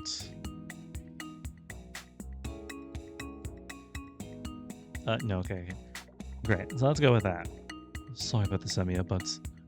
They set up for tea on Sunday, okay? Faced with the sight of the three of them in such perfect harmony, all I could do was nod.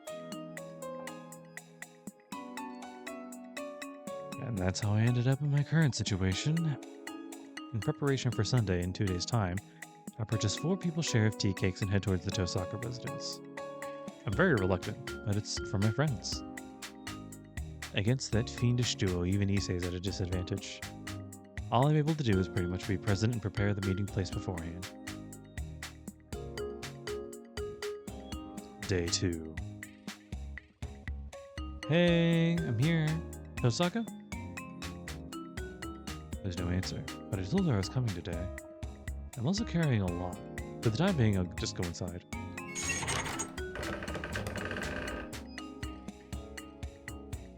Huh?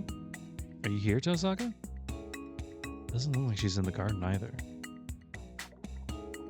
I carefully look around the first floor, the basement, and the storage room. No sign of Tosaka. She also carelessly left the door open and windows. Is she doing something in her room? She's probably right in the middle of some magical experiment. I go up the stairs and knock on the door to her room. No response. There's no sign that anyone is inside either. The door's not even locked. Way too careless. I slowly grasp the doorknob and timidly pull.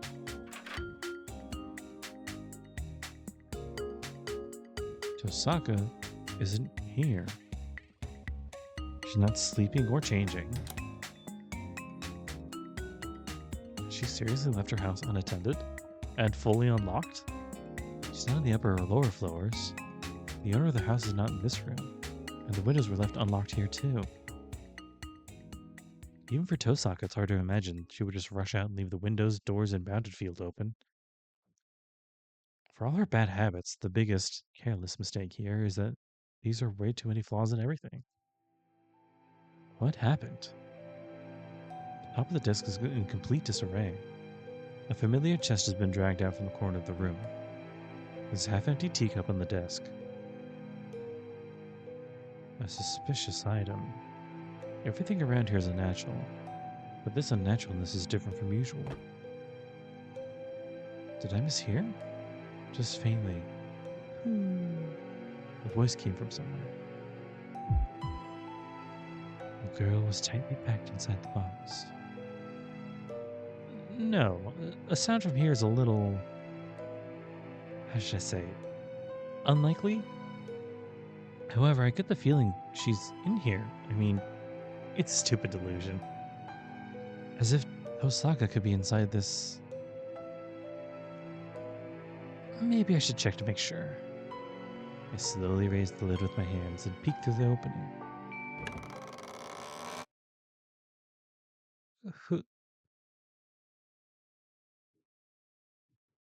I recognize this fucking thing. A girl was tightly packed inside the box.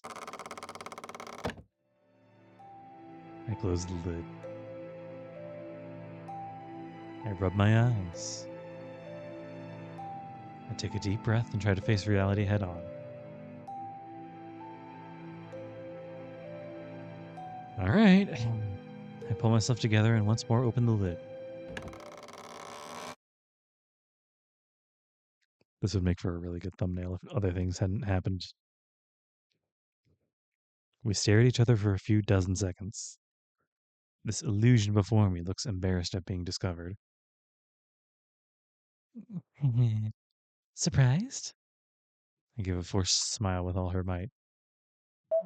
That is a little tiger. And a Union Jack. And a fucking kaleidoscope. Whatever the fuck it's supposed to be called. Kaleidostick. There's no way.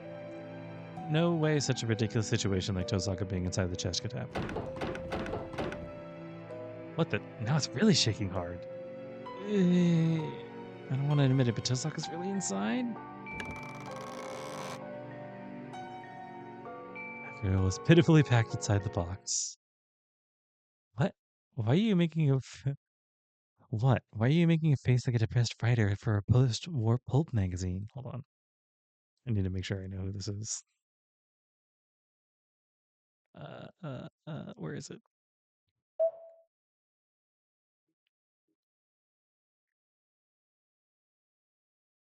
Yeah,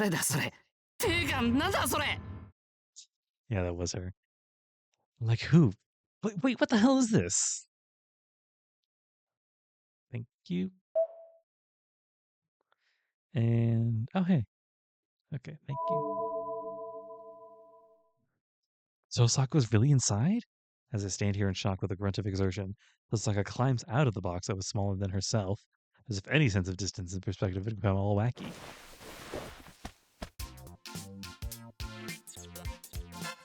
Ooh, you came to my rescue. I thought I was going to be stuck in there for days.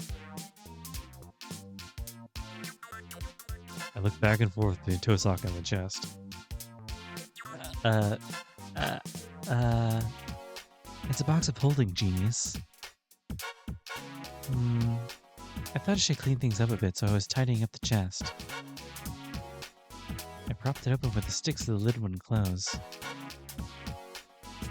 Propped with a stick. What's with that? Anyway, after I crawled inside, one thing or another happened. Somehow it goes without saying that the volume and appearance of that chest don't sync up. And then... So the prop stick fell while you were inside? Correct. That's a pretty daring stick to betray its owner's trust. I'll have to punish it later. She's muttering something I don't understand. I kind of do, but I don't want to. So she was stuck between it can't be opened from the inside. Well, that's how it is. You really saved me there. I tried whatever I could to get out, but this is the prop stick that betrayed Tosaka. It's surely a treasure itself, so wouldn't it take offense to being treated as a support prop? I take it in hand. It's surprisingly heavy. Huh? This isn't plastic? Since it has a circular top, it's going to slide if you use it as a prop. Oh. Since it has a circular top, it's going to slide if you use it as a prop. Something else would have been better. Wait! What are you doing, Shirou? Sorry, this is your... Anyway, just let go of it. Tosaka lunges at me, trying to snatch it away. Even though I would have been fine with obediently handing it over, I falter at her angry expression and stumbled. Wait, Tosaka, don't push like that! If she does that... Ugh! It'd be fine if I only fell over. I pull my arm free of her and push her away with all my might. It backfired. Tosaka's head flies back, crashing into the lid above her, which then falls down and pushes her back in the box. Ow, ow, ow, ow, ow, ow, ow, ow, ow, ow. Something collided with my lower back painfully. In the darkness, there's a soft, supple sensation as something rests on the top of my body. No mistake. It's Tosaka. Oh, they're both in the chest now.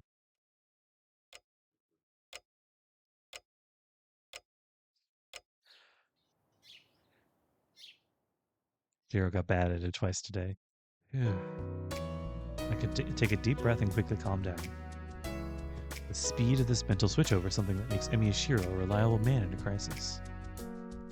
Alright, I'll explain, Tosaka. Probably difficult to understand, but the two of us seem to be trapped.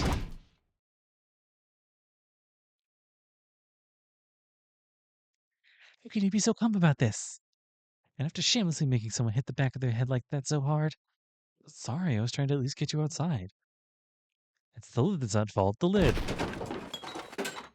I try to persuade Tosaka she flies into a rampage on my chest. It really hurts, you know. She slams her fist into my stomach as if she was a punching bag. I hope those Sunke karate punches of hers aren't going to leave a bruise. Hey, Tosaka. Are you satisfied? Yeah. Calm down a little now. Give that back. Snatches the stick and flings it away. Does Tosaka really care so much about that item? Is it a keepsake from her childhood or something? Emi-kun, I have trouble breathing when she whispers from so close. Just a second. My arm. Ow. is it sprained? Oh wait. Just a sec. My arm. Ouch. Is it sprained? No, my hand can't reach from this position. Take the case from my skirt pocket. I extend my hand. Yep, that's right. I might end up touching her weird places. It's close up. No. Calm down. Calm down. I'm not touching anywhere strange, alright? Where's the pocket? Here? It was in a place where I could graze her bottom by mistake. My fingers make contact with the case. I tug it out and pass it to Tosaka. Now then. With a bit of squirming and twisting, we managed to separate our bodies. We couldn't stay tangled up forever. Wait, this just has two people in it. You know, there's still space left over? Tosaka, what's up with this box? That's what it looks like. This is a warped space that can contain whatever is put in regardless of the size.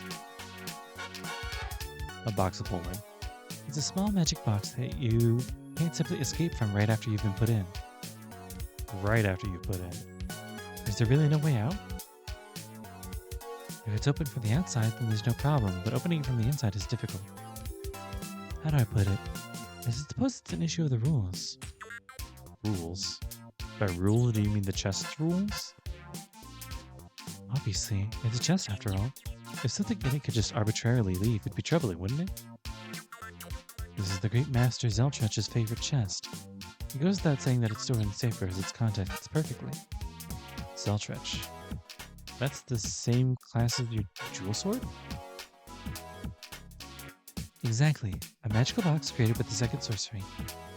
The box stores things not by increasing the size of its space, but by fluctuating the volume of the items put inside. As a nonsensical side effect of this, time inside the box differs from that of the outside world. Now in the box corresponds to a day outside the box. It might be a strange comparison, but it's similar to a cold sleep. 1 hour a day? In that case, if we spend 3 hours in here, Sunday will already be over, won't it? That's how it is. If you don't want to end up like Urashima Taro, we've got no choice but to hurry up and get out. Hisaka lets out a sigh. She'd finally been able to get out, but due to my clumsiness, she's right back where she started. Or perhaps it's only natural. I understand it's difficult to escape. However, there's no barrier to protect it from the inside, right? The box might break, but if you hit it with offensive magic, it just might. Emi-kun? Oop, glasses time. Let's say you're locked up in a vault. Would you think of escaping by setting up dynamite inside of it? Obviously, before the box would break, we'd be victims of the blast. Firstly, with my magical power, blowing the lid off would be impossible. If I had the Great Master's jewel sword, it would be a different story, though. I see. Then what about your glasses? What? They're a magical item, right? No, they're just for show. What? Why'd you put them on just now? What do you mean? It's for when I'm in the mood to give explanations. So they're not some sort of key to escape?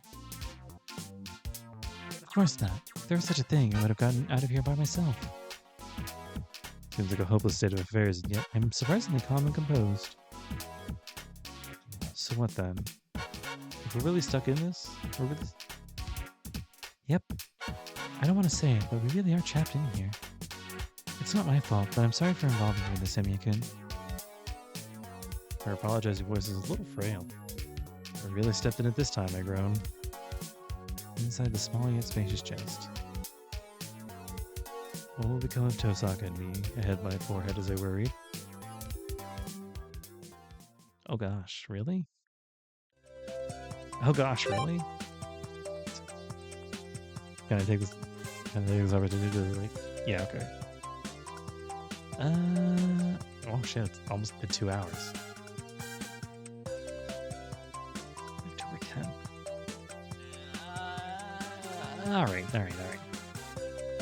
It's late and I'm getting tired, so I'm gonna have to cut it off a little prematurely here. Although I am glad that it gives me the opportunity to be like, listen, we've had a lot of long talks. Why don't we take a moment and step back? Oh, shit. I didn't mean it to... Okay. Well, I guess that's that, guys. I didn't mean to close the game directly, but I have a feeling that if I opened it back up, I'd be right where I started. So, luckily, I still have this picture up. I hope you guys all have a lovely rest of your day, rest of your week. This didn't end up getting recorded, but I did watch the How to Train Your Dragon live action movie. It was good. Let's not worry about that. Okay. Genuinely, it was really good, but I don't have anything new to say about it because a weird thing happened. Let's not worry about it. The movie was good. It was basically a shot-for-shot live-action remake. Anyway, hope you guys have a lovely rest of your week, rest of your day, month. I don't know. Take care, you guys. Make sure to take care of yourselves, and Don't get stuck in any magical boxes unless they're cool and you have a way to get out. Anyway, bye. Take care.